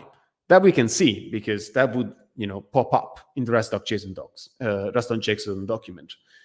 But if something is being used from module Y inside a function body in module X, we wouldn't know. Like, we don't see that in Rustdoc JSON format. So that question still cannot be answered as is. Nonetheless, I think this is just the beginning. Rust as a language is seeing wider and wider adoption, which means code bases are being built. These code bases are getting bigger and bigger by the day, and people soon start to want tools to answer some of the questions that we mentioned. And I think those meta tools will be pivotal to keep Rust successful as it scales. And I have all confidence that we'll see more and more of it as we go forward. Said that, This was everything I wanted to give you today. And if you have any questions, I'm happy to answer them now. Hello again, Luca. Thank you for the talk. So, yes, we got some questions from the audience. So that I would say, let's jump right into it. First one, how does Rustdoc JSON format integrate with the broader Rust ecosystem? In what way? I'll try to interpret the question. It's a tool. So Rustdoc is bundled into the Rust toolchain. Every time you install Rust, Rustdoc is always included. And so since Rustdoc JSON is just a flag on Rustdoc, that's also included when you install Rust with Rust app. Mostly is a compile time like CI tool. It's not something you're going to be using your day-to-day, like cargo check or cargo test. As I noted during the talk, there's more and more tools that are using this, but they're mostly tools. So things that you might want to use in your CI, or you might want to run locally for like specific things. Doesn't necessarily pop up into the code that you are writing as you're writing a Rust application, unless you do something a little bit funkier like PubX, in which case it's used underneath, but you don't really see it, if that makes sense. Mm-hmm. Thank you, Luca. Let's jump to the next question. If type from module A is used in fn body on module B, we can tell it by the usage import, can't we? Kind of. So let's go into the specifics. So yes, so you can't tell from Rustdoc JSON, so you need to throw that away. You need to start looking at the source code. So first and foremost, you now need something that can parse Rust code. So you can say, I'm going to go in there, find all the files in this module, and then I'm going to parse them. You can do that with Sin, for example. Sin is pretty good at parsing Rust code. And then you can start looking in there for all the imports. Now, a type is not necessarily imported, so you also need to look at every function call site to see if something is being used in there with a fully qualified path. That might still not be enough because, for example, you can rename crates in your Cargo Tomo. You can also rename modules. So you need to start doing things a little bit more sophisticated when you're like, I'm going to process all the imports, and then I'm going to keep track of the renames, and then I'm going to use those renames when those items are used. Then I need to also understand scoping, right? Because you can have imports at various levels, and they can shadow each other. And if that was not difficult enough, you also need to keep track of macros. Like some stuff might be used in a module because it gets generated as part of the code that is related to the expansion of a macro. But if you're just parsing the source file, you just see the macro invocation. You don't know what the macro expands to. So yes, you can tell with enough effort and investment, but no, it is not trivial. Mm-hmm. Right. Thanks for clarifying this, Luca. And we jump to the next question. How extensible is the metadata within Rustdoc JSON format?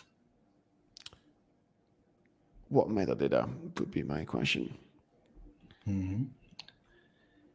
Yeah, maybe the attendee can clarify this. And in the meantime, we can jump to another question.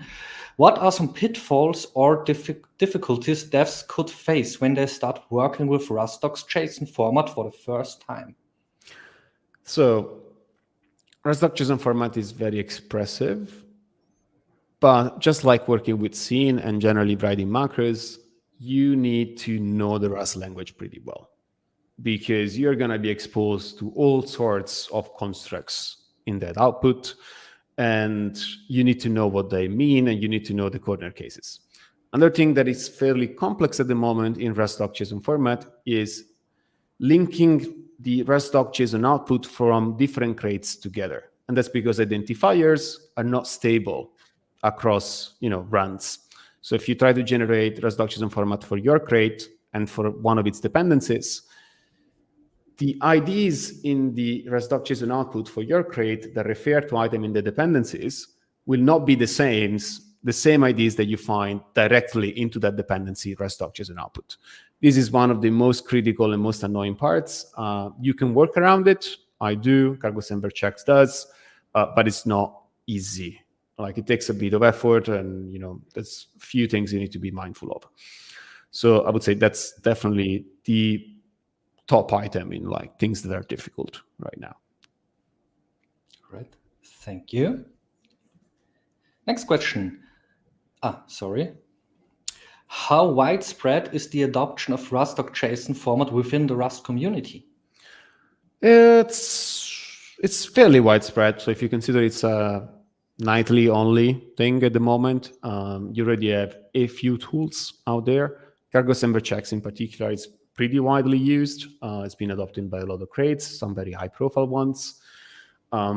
It's not as widespread as it should be, in my opinion, which is one of the reasons I give this talk, which is to go out there, and take the work that people are doing inside the Rust compiler and say, there's this very awesome tool, this is where it fits, and this is how you use it.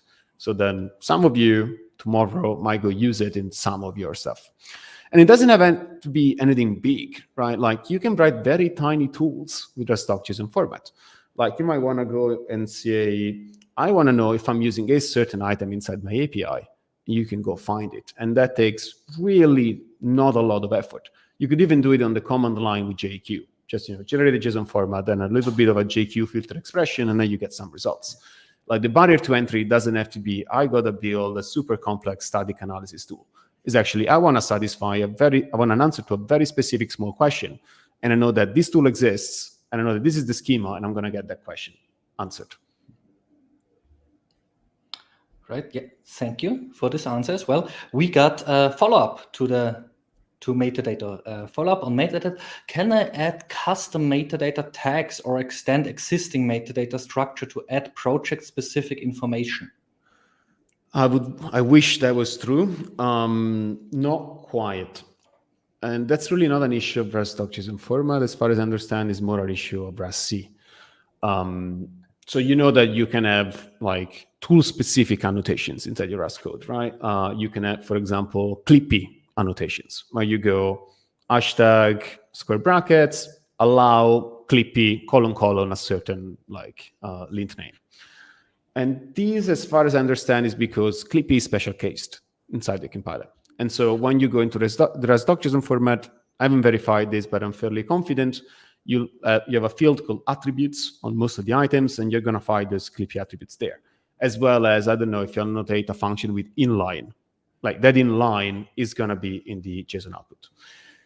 Unfortunately, I don't think you can define like custom tool attributes, where you're like hashtag my project name, : whatever, unless those things are actually macros. But if they're macros, they get expanded. And so you're not going to see them in the Rustdoc JSON output. This is something I actually would like to have for PubX, which is my web framework, because I would like to be able to annotate stuff and then see those annotations in the output and then do stuff based on those annotations. But as of now, it's not quite supported, but I think it's a direction that the Rust compiler team might be open to, because there's a variety of different tools that want to start using their own annotations. And so it would be enough for the Rust compiler to just pass them through.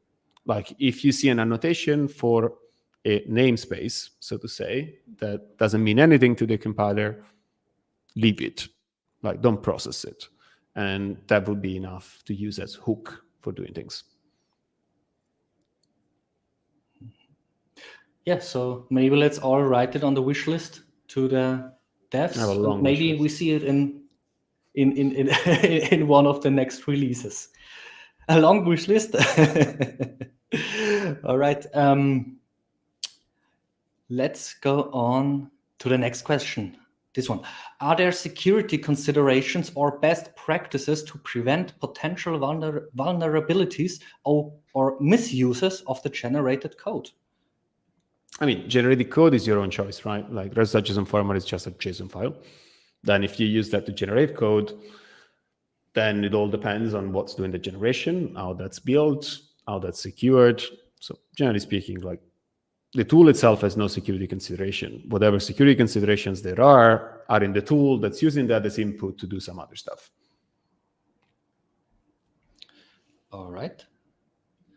Thanks. Next question. How does Rustdoc JSON format handle scenarios where the Rust API involves complex generics or trait implementations? They're going to be there. Like, you generate the Rustdoc JSON output for something that has very complex bounds. You're going to find that function. You're going to find all the generic parameters. You're going to find all the trait bounds. You're going to find all the lifetime parameters. So all that information is absolutely preserved. Like you're going to get a full fidelity picture of the public API. Now, making sense of that information, as I was touching on in the talk, that's a different story. That's why I don't necessarily recommend trying to do fairly complex, like trait reasoning with the Rustdoc JSON format output, because that's just a very complex domain. And so you're getting the input, but the machinery to process that input and get meaningful, correct answers out of it is far from being trivial. And unfortunately, the Rust compiler is not necessarily the most modular compiler. Like you can't just go and say, okay, Rust C, I just want to use the trait solver. Can you just solve this for me very quickly? Because there's no off-the-shelf trait solver to go get. There's been an ongoing effort to modularize the compiler over time. There's efforts for a new trait solver, but none of these at that stage of maturity where I can point you at, go there, do this. It's just not there yet. Right. Thanks for this answer as well. Next question. What do you think are the most exciting future developments related to Rustdoc JSON format? And maybe we could also extend this question a bit, since you already mentioned you have like a very long wish list. So maybe you can also tell us about some features that... Yeah, I mean, there's fundamentally three things that I think should come. The first one is the one I mentioned before, so stable identifiers. So if you're generating the Rustdoc JSON for an entire workspace dependency tree, I want to be able to jump between the JSONs of different crates in that dependency tree and find the same item referred with the same ID. That makes a lot of complex analysis a lot easier. So that would be number one. Number two would be stabilization, obviously. If you're building a tool or a library such as me with a web framework that depends on Rustdoc JSON, this means that you need to tell your users that they need to install the Nitri compiler. That can be done, but be much nicer not to have to. Be much nicer to say, you can just use stable. So that'd be great. Third thing, at the moment, and this is actually a bug in Rustdoc, corner case in Rustdoc per se, not just Rustdoc JSON. If you generate the documentation for an entire dependency tree, and there's multiple versions of the same crate, only one version will actually be in the documentation. So if you have two versions of Hyper, 0.4 and 1, whichever gets generated last is the only one you're going to get, because all the files are called crate_name.extension. So Hyper 0.4 documentation is going to be hyper.json, and Hyper 1.0 documentation is going to be hyper.json. So race condition, whichever comes last is going to prevail. That's not great. So this is one problem that needs to be solved, which affects both the JSON and the HTML output. Like this is true, has been true for many years of both. And what else? It's in there. Well, another thing is at the moment there's equal difficulty as well in pinpointing when you have multiple versions of a dependency that are both shared inside the same document to know which items are coming from which version. At the moment that it's not easy to disambiguate. There's an open MCP, which I opened with the Rust compiler to try to find a way to solve this. So as you start to build stuff that is more and more complex, you're going to hit some of these corner cases, and that limits a little bit what you can do. But I think definitely these things are going to be solved. Yeah, some very valid points. Thanks for sharing those with us. Luca, you wrote in your bio that you're an author of a book. I'm interested in how did you get the idea to write the book in the first place, and what's like the process of writing a scientific book like this? Well, the idea was not really to write a book. Just to give you a little bit of history, this was, I think, 4 or 5 years ago at this point. I was a principal engineer at TrueLayer, which is a financial technology company in London. And TrueLayer had started to adopt Rust. I was one of the people leading the adoption and just making sure everything worked. And I was also the main architect of a new system, like a banking ledger that we were building. And as you start building a system in Rust, as was our case, you need to onboard people to Rust. And I would normally point them at the book or similar resources to learn the language. But the reality is there's a big gap between I've read the Rust book and I can go write a production grade microservice that's going to run inside a cluster, for example. And it's going to handle requests, and it's going to be tested well, and it's going to handle connection to databases, telemetry, all sorts of things that are needed.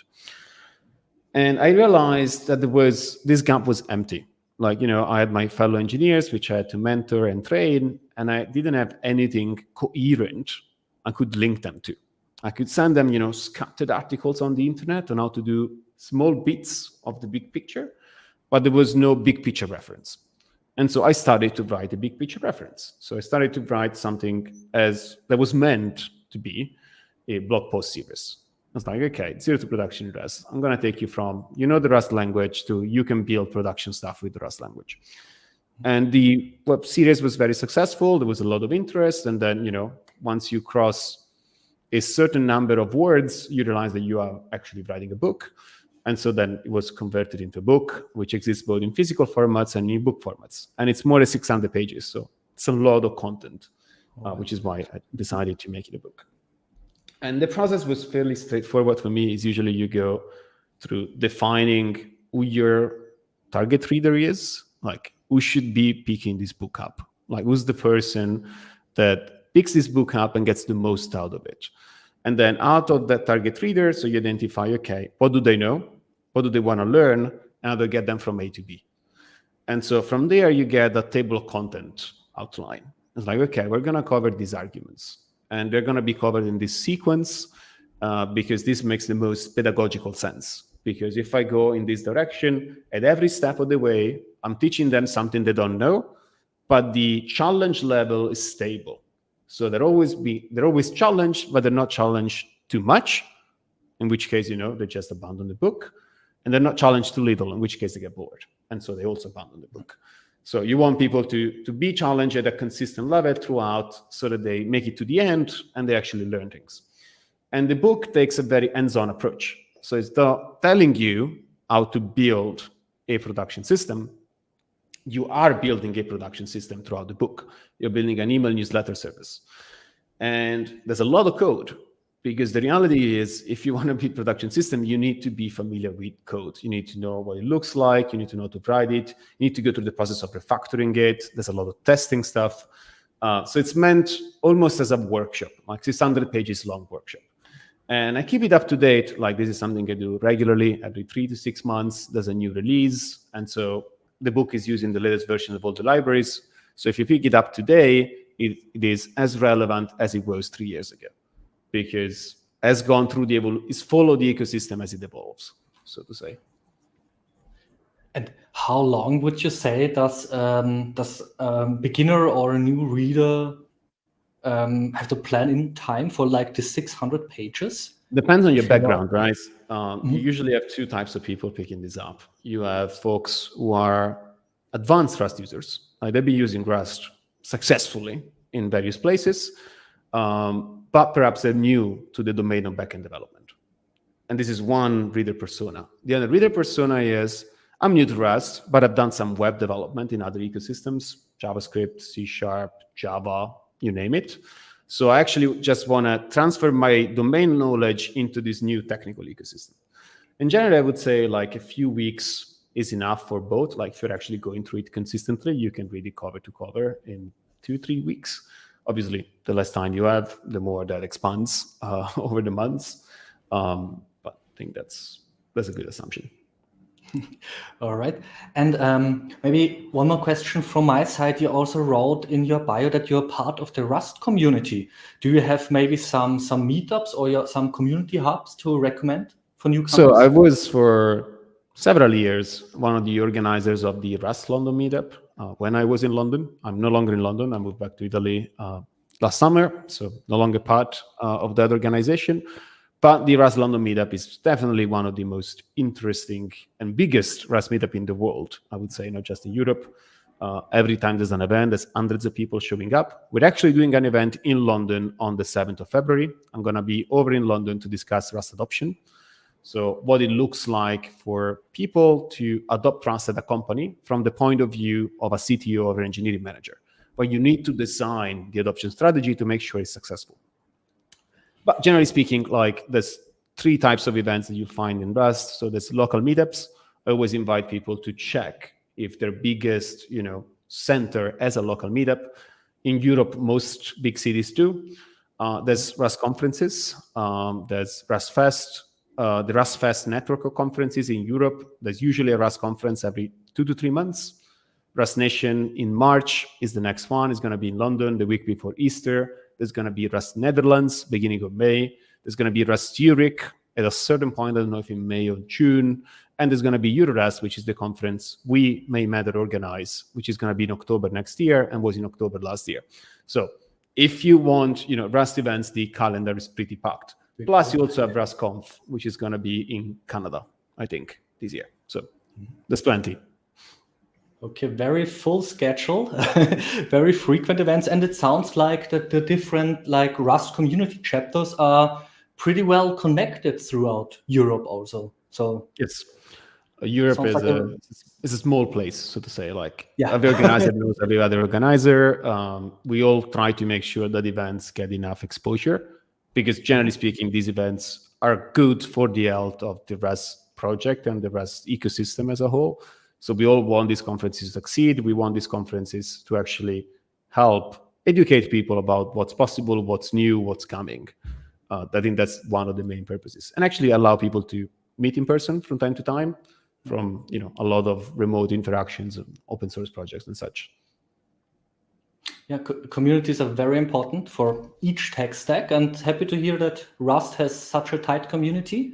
And yeah, so thanks for sharing this with us, Luca, and being so active. Thank you for the talk. Thank you for the extended Q&A, and hope to see you soon on another live day. Likewise. Bye, Luca.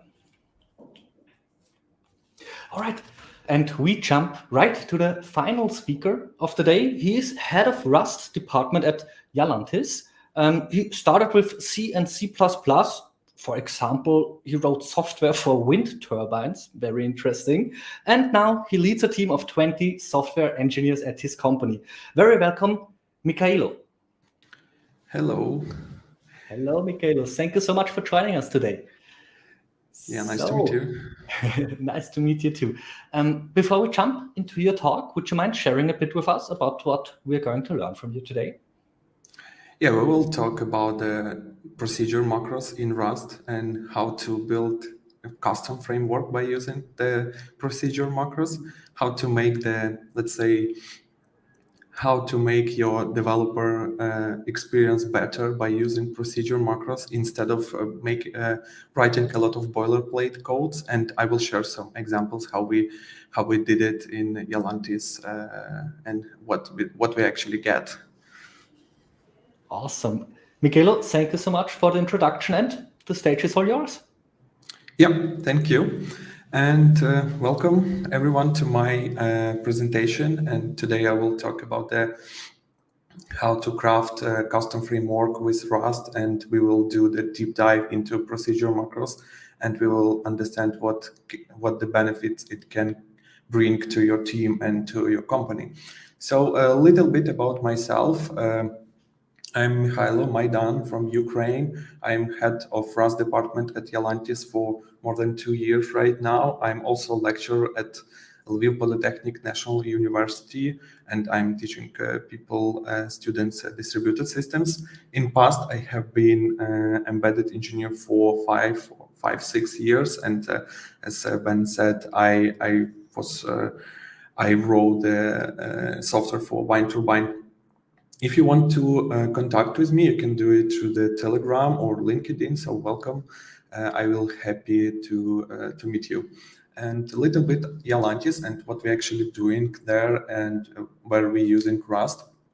So Stellantis is the software company from the Ukraine and have been in industry for more than 15 years. And Stellantis has experience with different domains like fintech, healthcare, IoT, real estate. We're actually doing a lot of cool things by using Rust from embedded engineering and also backend engineering. We have more than 20 Rust engineers right now. It's actually my department, and we're still growing and getting the more experience in different area. Yeah, okay, let's move on to the topic. Today, I will talk about the macros in Rust, what type of macros actually Rust has. We'll check the small example and small use case which I prepare for you, and we will design the solution for this small use case and try to implement this small use case. After that, we will summarize what we actually get from using procedure macros in our projects. So, okay, let's move on, and I hope you will enjoy my talk. So let's talk about what the macros is, and I would say the best example here is the macros in C and C++ define. And I don't think that is actually a cool story about how to use this define, because I think it's a nightmare for every engineer who use this macros, but for sure it's not about the Rust. Rust has a good meta-programming possibilities, and the macros is actually a very powerful tool for the programmer. So what the macros actually is? Macros is the code which you're writing, and this code will write another code during the build time. So it will extend your code base behind the scene, and it will help you reduce the boilerplate codes. It will help you to make the API for developers, for example, if you're making the dev tools, dev libraries, frameworks for much better. Okay, so what's the advantages of macros when you're using it in your project? So as I said, it's reducing amount of code. So you can just hide the boilerplate code behind the scene, and it means that nobody will see the last code. The code will look more pretty, etc.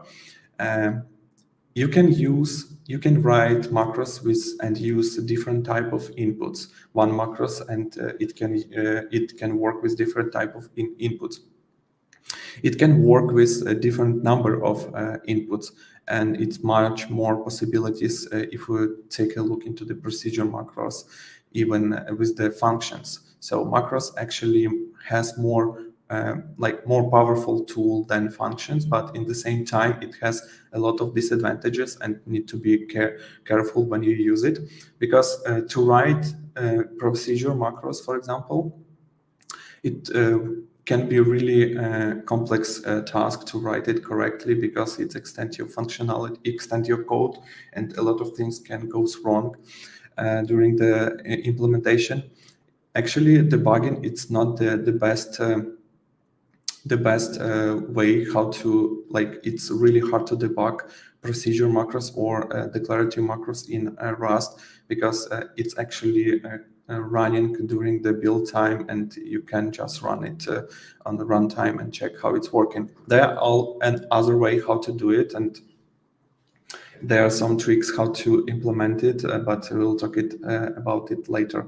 Also, it's hard to maintain, because not so many people know procedure macros in advance, so need to learn a lot and practice a lot to write it correctly. And for sure, if you want to build your own framework, you need to learn a lot about the scene library, etc., to write it correctly. And also testing. As I said, procedure macros and declarative macros, they are not running during the runtime, they are running during the build time. So it's hard to write the tests and test this code, and plus also debug this code. So you just need to the function which will handle the attribute macros in another crate, write macros, write test there, and after that just include it into your macros and as separate functions. So in that case, you can write tests for this type of macros. Okay, let's talk about what type of macros we have actually in Rust. And in Rust, we have two types of macros. It's declarative macros, and it's a more simple way with which is using pattern matching. And so you can write really simple code. And for example, you can see here how the macros working is just take a lot of expression. So different number of expression, creating the vector inside, pushing the numbers inside the vector in the loop and return this vector from the macros. And this is the simplest way to write the macros. Use declarative macros, which is the keyword is macro rule, and you can write any macros which you want, what you want. And the other macros actually is the procedural macros, and there are three subtypes: the derived macros, and I think everyone is familiar with derived macros, so everyone is writing derived copy on clone. So everything what this macros is doing is implement some trait for your structure, and you can use only with trait. So for example, you don't want to implement your trait by user directly. You can do it for sure, but if you, for example, know how to write the implementation for some structure by using this trait, you can make the derived macros, and the build system during the build time will implement it and write this code for behind the scenes, so user will don't know how it's implemented. Other type is attribute macros. It's more like annotation, so you just can put it in for the structure. You can put it for the functions. You can put it for the variables and use it.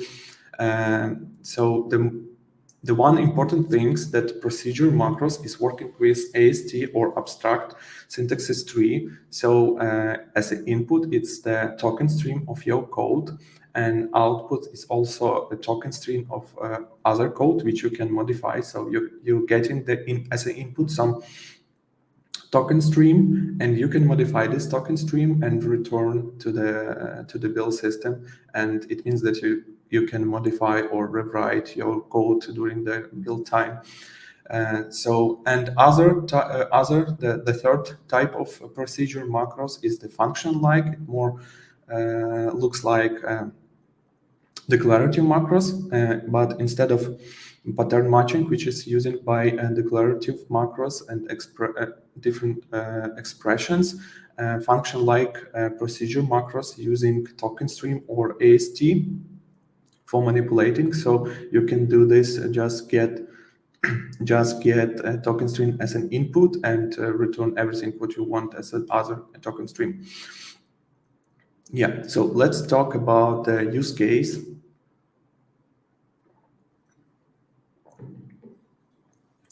This will be the simple use case. I just prepared for this presentation, and we can hypothetically look how the implementation can look like.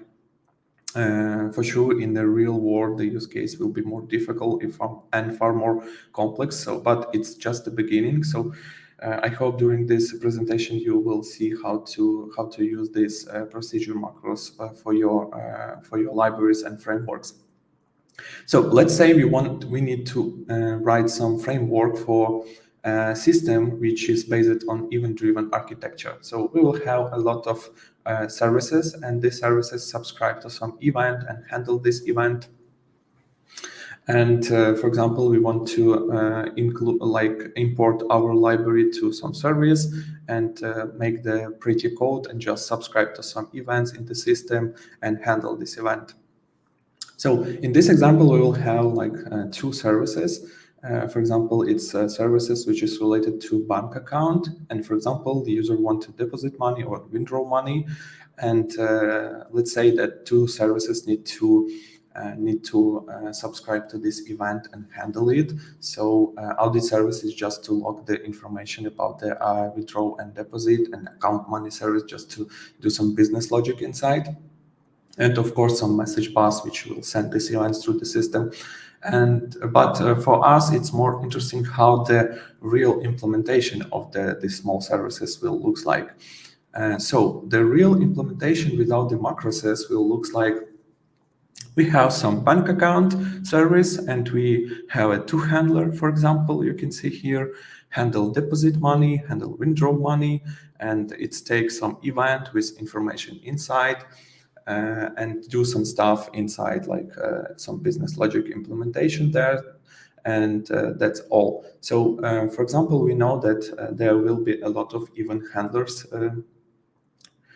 process or services, and we to make it pretty and maintainable for the future, we make the interface which is called event handler, and this event handler has just one handle function and take the enum with events as a parameter, as an input, and call and choose by using match what kind of event it is, and run the function which is suitable for this type of events.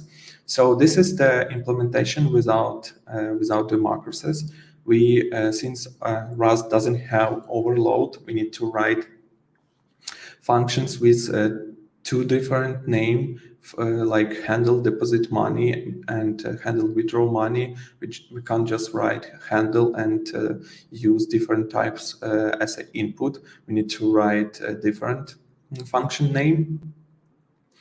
And it means for the user, every time when they write in these services and subscribe to some event, they need to implement this event handler and choose what type of functions they need to use for each event.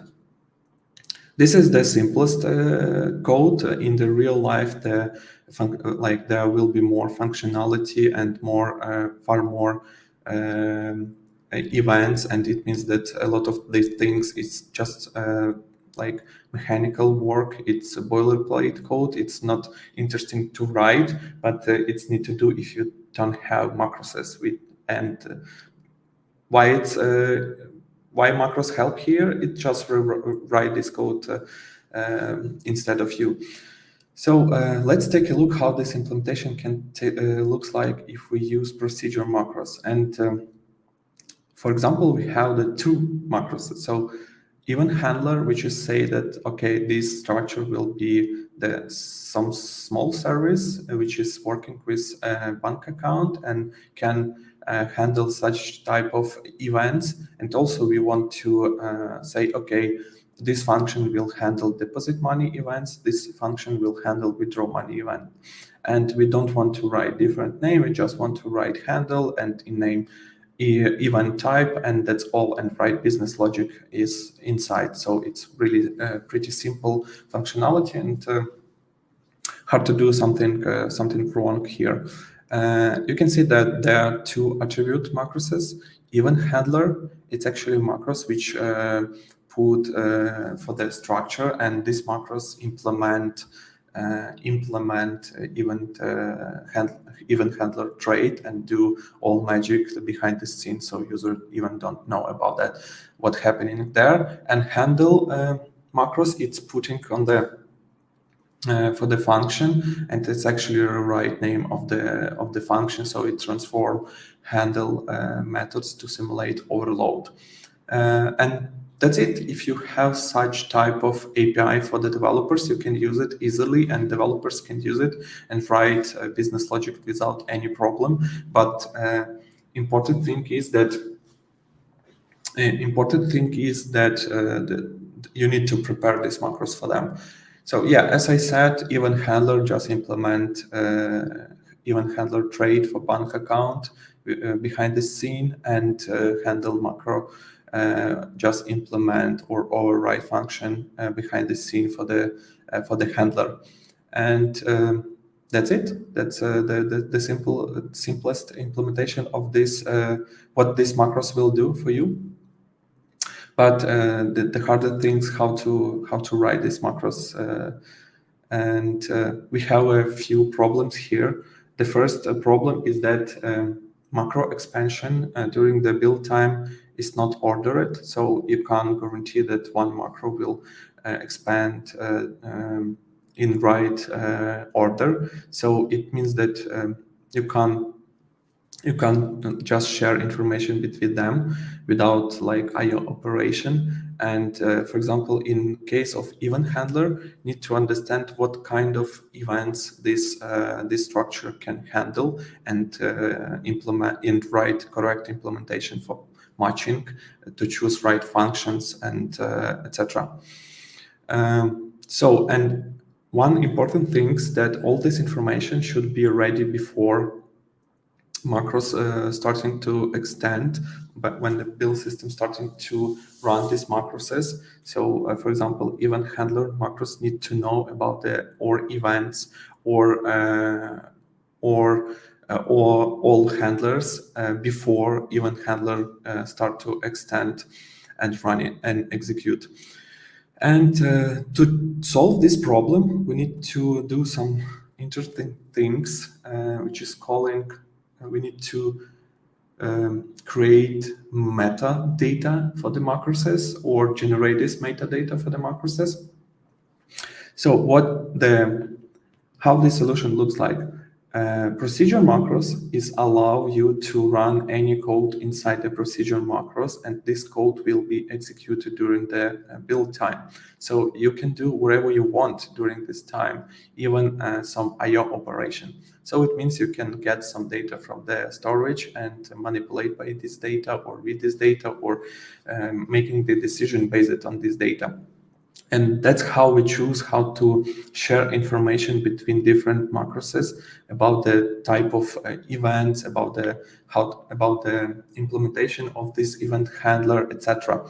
So the solution looks like the build system generate metadata, create metadata file for each crate, and store it on the disk as a JSON file. During the macro expansion, macro just load this metadata from the disk, getting all information about the like event types or event handlers, etc., and use it to make the correct decision how to re-implement or extend the functionality for structure, etc. One interesting thing is how to generate this metadata, and the build-to-res will help you a lot here.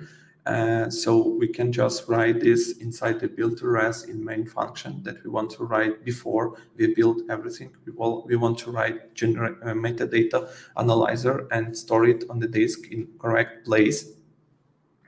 So how the flow looks like. So in the build-to-res, we have functionality which is run metadata analyzer. This metadata analyzer reading the lib.res file, for example, and recursively getting information about all modules in that crate. After that, parse this information as a AST, like abstract syntax tree, analyze this AST, looking for information which we need, and store this information to metadata to the storage, to the output directory. And that's all. Before the macro starting to expand, we have a metadata generated. So this stage is happening before the build time, like before we run build and compile all modules. So it means that all macros have this information before. As I said, the macros, for example, event handler macros, can just load this metadata from storage, since you can run any code inside the procedure macros, and you can even work with network if you want. You can deserialize this metadata to some internal structure and use it for your business, for your logic inside. So important things to understand that for each crate, we will have a separate metadata JSON file. And it means that, for example, if we have thousands of crates, we will have thousands of metadata files. And the build system will load only a metadata file for this particular crate, not for all of them. We don't need to care about the performance here, because it's during the the compile time, and it's actually working pretty fast. Okay, but to hide the information about the JSON and metadata, we created trait metadata, and all our macros use this trait metadata, and we for different type of macros we implement different. We make the different implementation for this. Since we have not just a subscriber, we have two different kind of subscribers, and they have a little bit different type of handlers. So that's why this trait is necessary to have, and it's make the code more clear to understand and extendable for the future. Okay, so we have this metadata trait, and yeah, that's how the build script looks like. We just use in a TOML file, we're writing the build dependencies to this metadata generator, and in the main function, we just run this metadata generate, and it's do all things behind the scene before all whole crate start to build. And okay, let's implement the solution. And in this section, I will show you the nice crates which we can use to implement such functionality and how we actually did it. So the first of all, let's talk about the dependencies which we need to use to write this functionality for procedure macros. First of all is the famous cert for deserialize and deserialize JSON files to structure inside. Another one is the scene, which is a great, beautiful crate for procedure macros and working with AST. So it's making the implementation of procedure macros far more simpler than, for example, without this trait. And the other very beautiful crate is in inline mode. So what kind of problem this scene inline mode actually supposed to solve? Imagine that we have, for example, the crate which is have a lot of modules, a lot of different Rust files, and we need to get information about this code from all these Rust files, because you can't just implement your logic inside one file. Scene can't do that behind. So Scene just working with one Scene file, and somehow we need to recursively getting information, getting this abstract tree from whole RS file within the crate. So Scene inline mode actually doing that. So it's recursively reading the whole files and create one abstract, one big Scene file, which is collect information about whole code inside within the crate. So it's really very powerful crate, and you can use it for your purposes. So this three dependency will be it's far good enough right now to start the implementation. And for example, we want to parse our crate. As I said before, we need to use first of all is the environment variable cargo manifest dir. It's actually showing where your cargo TOML file is located.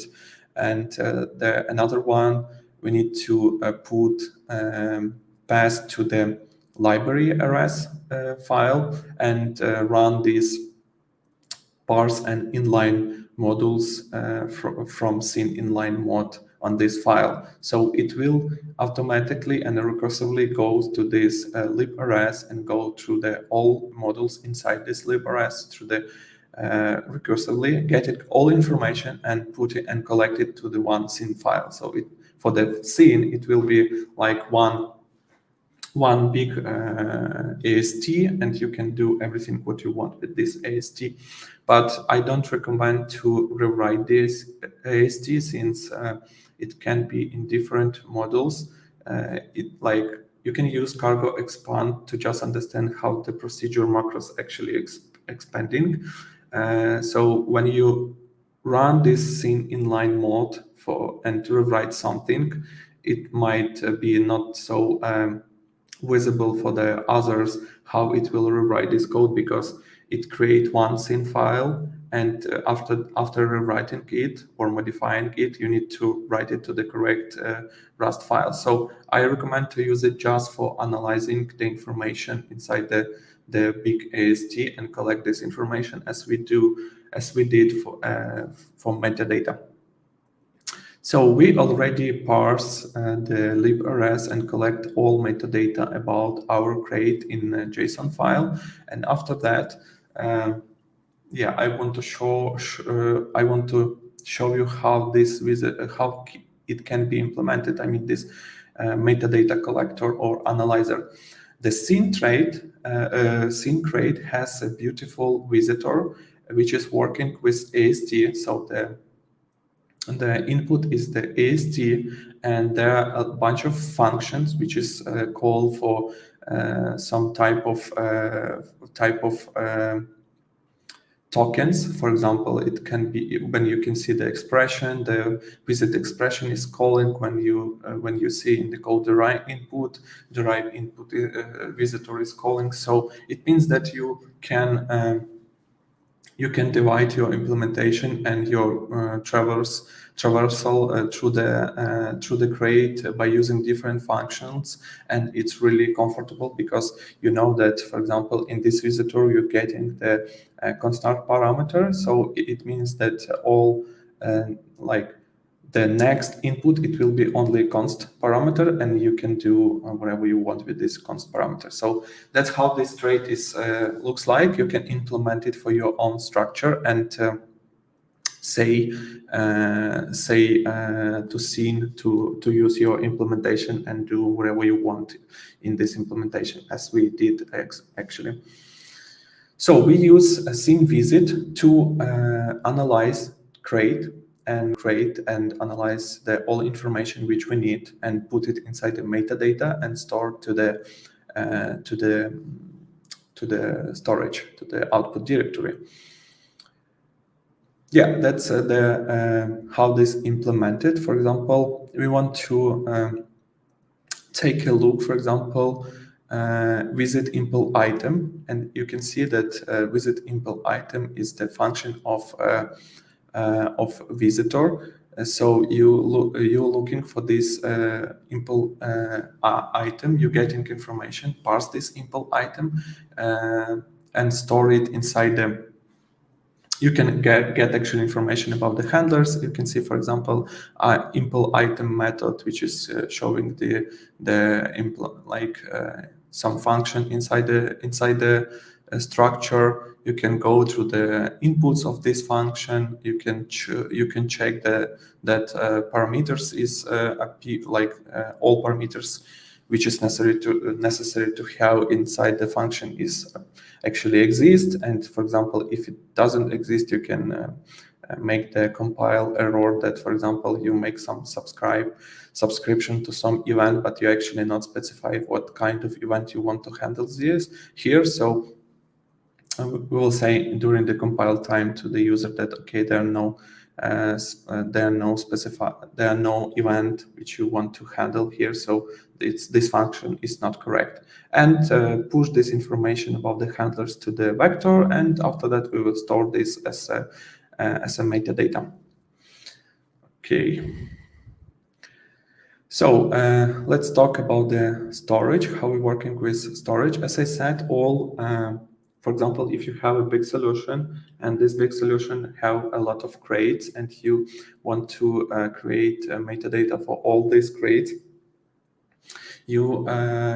all this metadata will be stored in one place, output directory.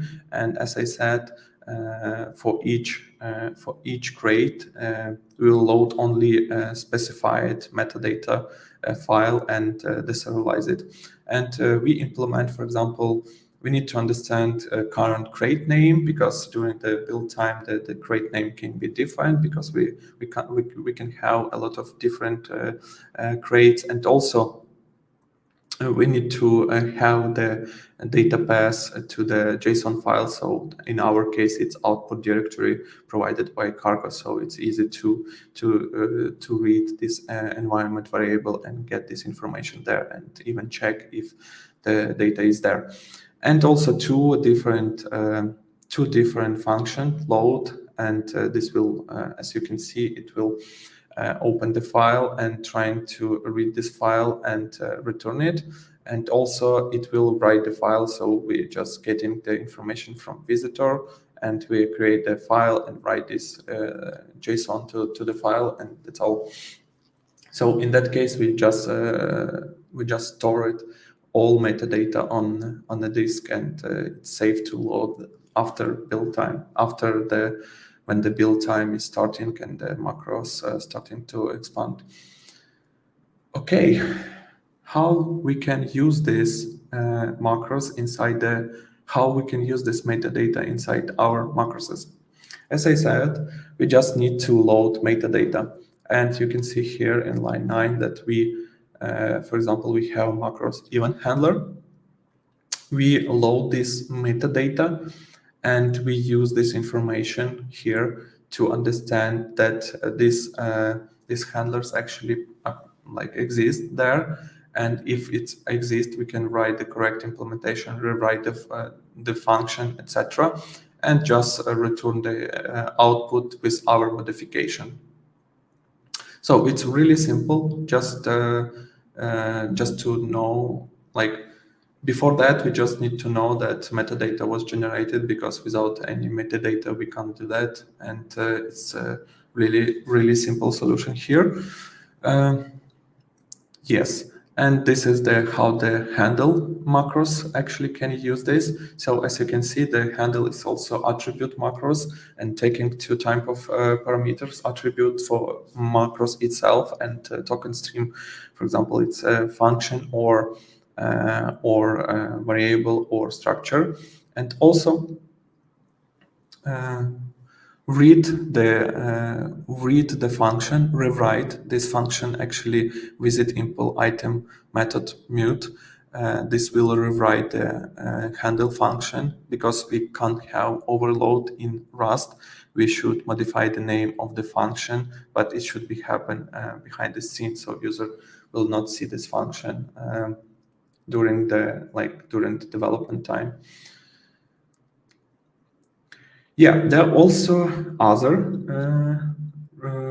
cool visitor is called visit mute, and difference between visit and visitor and visit mute, that visit mute working with mutable part of the token stream, and it means you can modify this code inside the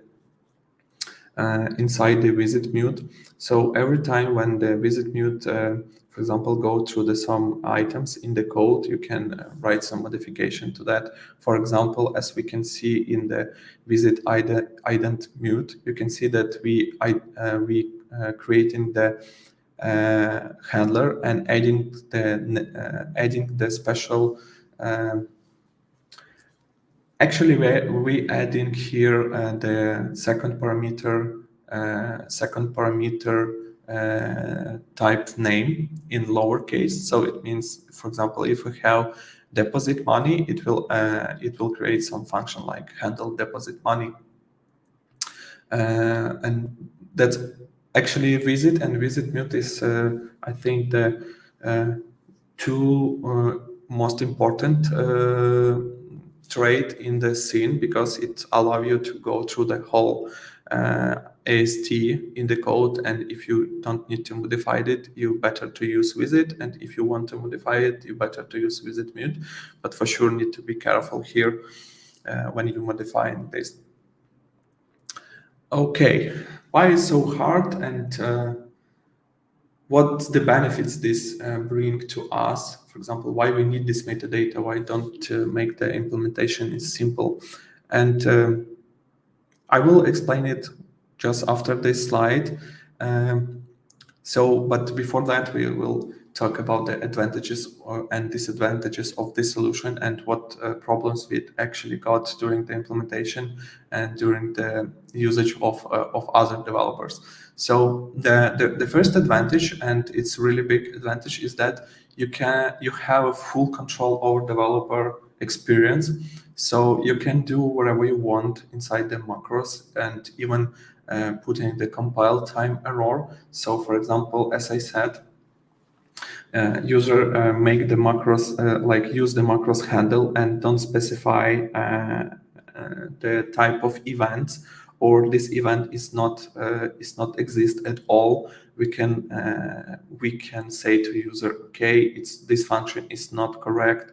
We can write error handling for that, and just during the compile time, user will see this error that, okay, you should use event type here as a second parameter, but you didn't do that. So please do that because the compile is failed. By using the second advantages is that by using this metadata and analyzing your information inside the crate, you really open to extend this metadata and use it for other tooling. I will show you how this looks like. We actually use this metadata for other tooling, for event-driven architecture, and it's helped a lot during the development time, and it's helped a lot to understand the complex system with when you have the many events in such type of system. It's always hard to understand what type of events goes to which services and how it looks like, and we actually build a tool for that. So I will show you a little bit later. And it's really easy to extend and modify the implementation. For example, if you will get some performance problem, we are open to modify all implementation, all traits if we need it, and for end user will not see this modification and don't know about this modification. So the API will be the same and clear, but it's also brings some disadvantages. For example, the complexity of solution. You really need to take care about the code review, and you really need to take care about the structure and how the implementation looks like, because all of magic which is happening in macros happening during the build time. So it means that you can like Rust doesn't have the fastest build time at all, and you can increase build time a lot if you write it in incorrect way. So that's actually the second disadvantages. In that case, we actually need to run, I would say not the build, but part of the build 2 times.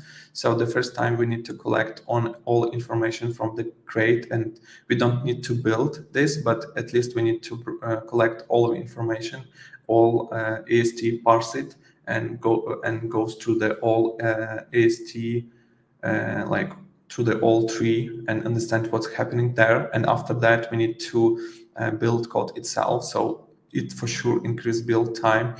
The error handling is actually hard to write because it's actually depend from the IDE which you used. For example, CLion in some time actually didn't show you the you can do in macros, you can do like you can put the error on some specific line, for example, to show that okay, on this specific line you get this error, but some tooling like CLion, they just showing it's happening on these macros, not on this line. So for user it can't be not understandable how it's working.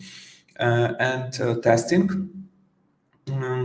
Like write unit test for such functionality is not simple solution, because you need to prepare this AST by your hand and just like use it as an input for this for your macroses. So the solution for this is the next one. The implementation for your macroses you should write in the separate module, because when you specify that this crate is used for the procedural macros, Rust will not, like Cargo will not allow you to write some runtime or make some runtime code there, like debugging, for example.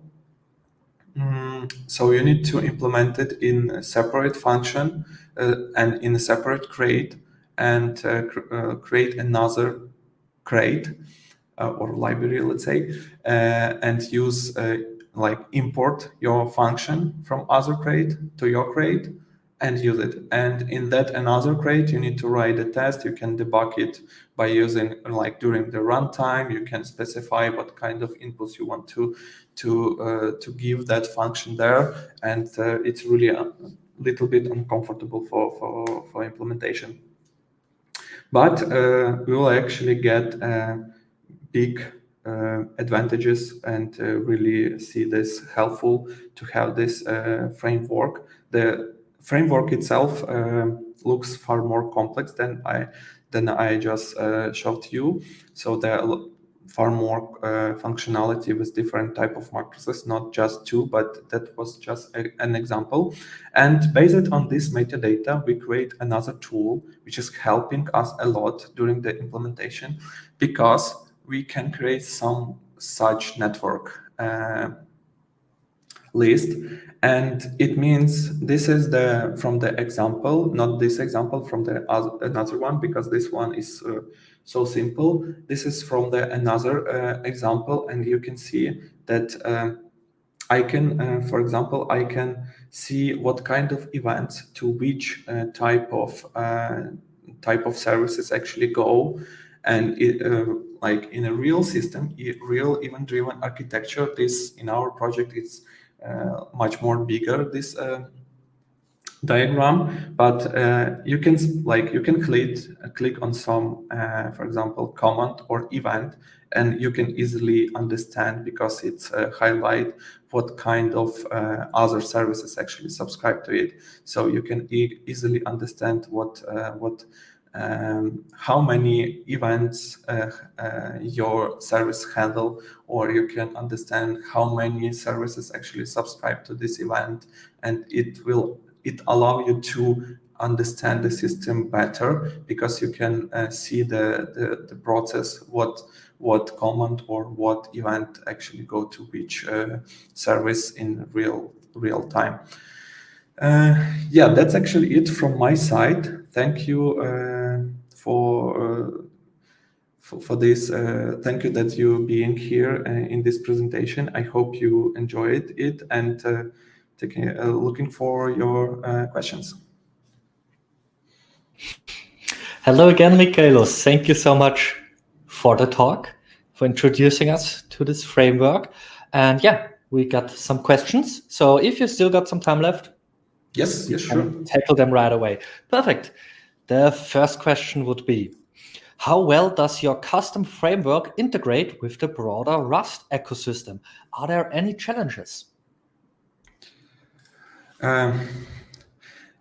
Yeah, we should use actually the nightly version of Rust, and I don't think that this is the disadvantage. Yeah, but we should use not stable Rust version, and it's work very well with the scene, because this crate is maintainable and new releases happening every month or even often. Yeah. Actually, maybe it's making the implementation of business logic a little bit like boring, because you just need to write some business function, and it's really simple. You just specify this handle and write the all inside this handle. So maybe developers don't every developers, they want to write some special things by using all feature from the Rust, and by having this framework, we are not allowed to do that. But in the same case, we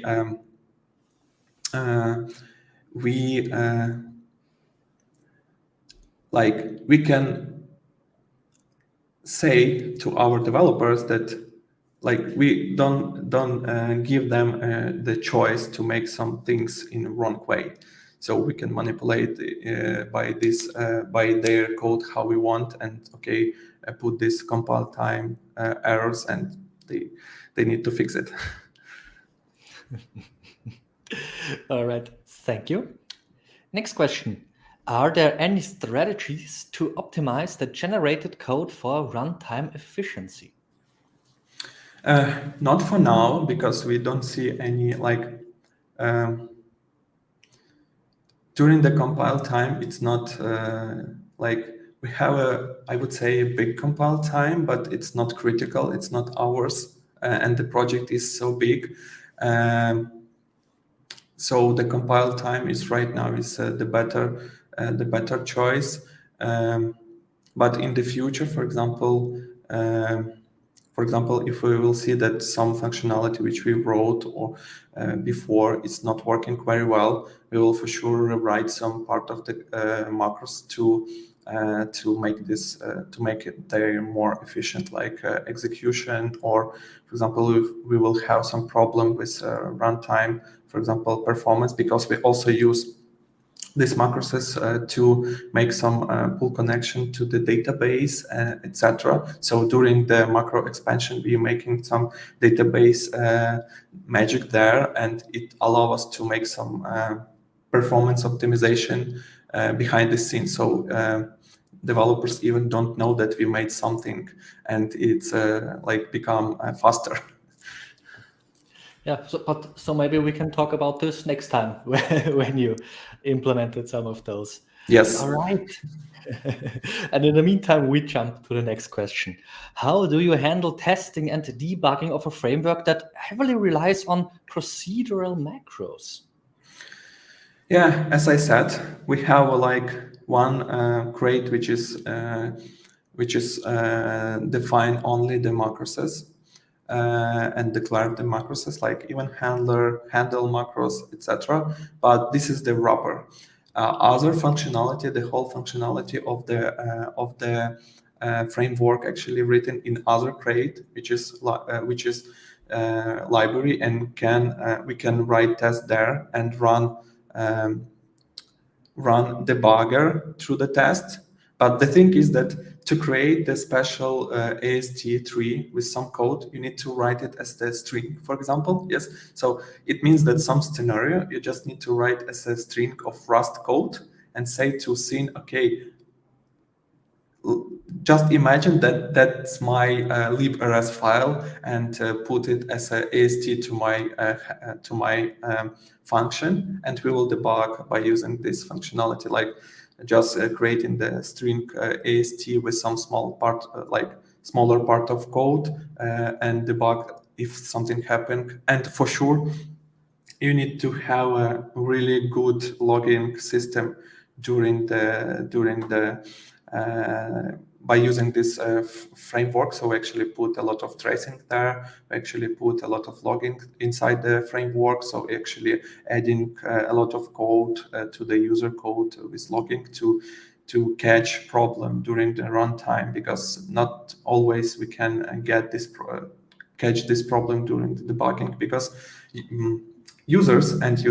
developers, they prepare they're writing more complex code than we write in the test, and it's really hard to understand what's wrong in that code. So the logging and testing small cases is really helpful.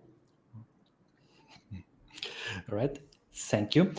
We got a follow-up question to your first answer. Isn't the nightly, the basically unstable Rust version, defying the whole idea of using Rust to achieve stability to some degree, at least?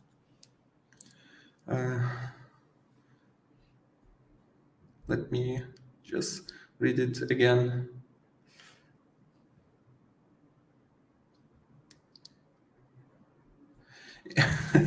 Yeah, that's the first.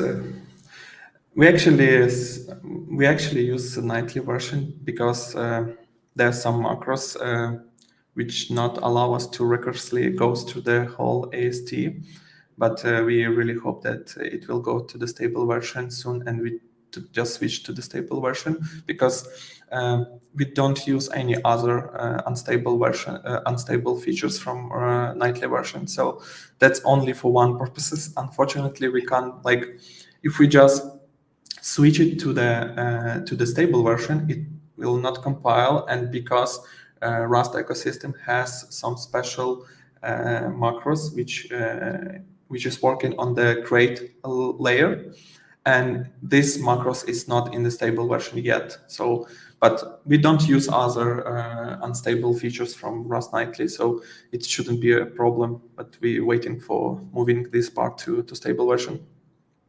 All right, so something to look out for in the future. Thank you for that answer as well. Next question, how does the custom framework address or ensure cross-platform compatibility?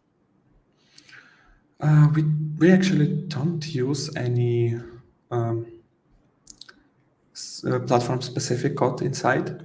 So everything what it does, it's just generate the correct trait implementation for some structure and analyze data. So the output directory and environment variable also the same on different platforms.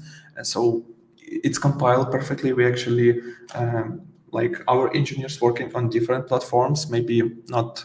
We don't have many on the Windows, but Linux and macOS, it works perfectly with the compile time is the same, so we don't have such problem, and I don't think that we will have, because there are no any platform specific code inside. All right. Thanks for this answer as well. And yeah, since I still have it in my question drawer from the beginning, maybe also to you the question, what is your favorite thing about Rust, and what are some features you still miss? Yeah, my favorite, I actually came from C and C++, mostly from C++. So, but I like pattern matching and really powerful enums compared to C++. Actually, it's not enums; it's algebraic types, so which is more powerful. This is make your code more clear, and you can write something faster than in C++. Also, I like the trait system, how it's working, because if I want to extend something, I just need to extend it by using some trait. It's really powerful compared to like usual interface system in object-oriented languages. And I also should say what I'm missing. Before that, I have we do a lot of research in compiler, because we have an idea to use generator type, or it's for our purposes to make some like these handlers as state machines. But the thing is that generator type is also unstable, and I don't think that it will be in stable version soon. The draft MR merge request is open for 5 or 6 years. I really hope that it will be in a stable soon, because we did a lot of research in compiler and how the compiler represents some types. Actually made also a speech about that, how the compiler represents some types. And maybe in the future, you will have, let's say, money for that. We will rewrite this framework to use the generator type if it will be stable, because that was the initial idea. And in that time, Rust wasn't ready there was dependency from the compiler, how the compiler understand the types, and it means that from version to version, if they change something, our implementation will break. So it's not good for the business development. Yeah, but nevertheless, the wish list to Rust grows and grows. I'm curious to see if maybe on our next Rust day there are some things that we talked about today ready, new features. Would be awesome. Hey, yeah, Mikhailo, thank you so much for joining us today. Thank you so much for your talk and for Yeah, the Q&A. thank you. It was a pleasure having you, and hopefully Thank you, see you thank soon you. on another live day. Yeah, Bye-bye. thank you. Bye. All right, and now that also this live day slowly but surely comes also to an end, now is the time to check out for you code100.dev, where you get further information about our upcoming coding competition, which takes place on February 29th in Amsterdam. So if you're in the area or big fan of coding competitions, doesn't matter if as challenger or a spectator, make sure to drop by. And we hopefully see each other again when it's all about DevOps on February 7th. Till then, bye.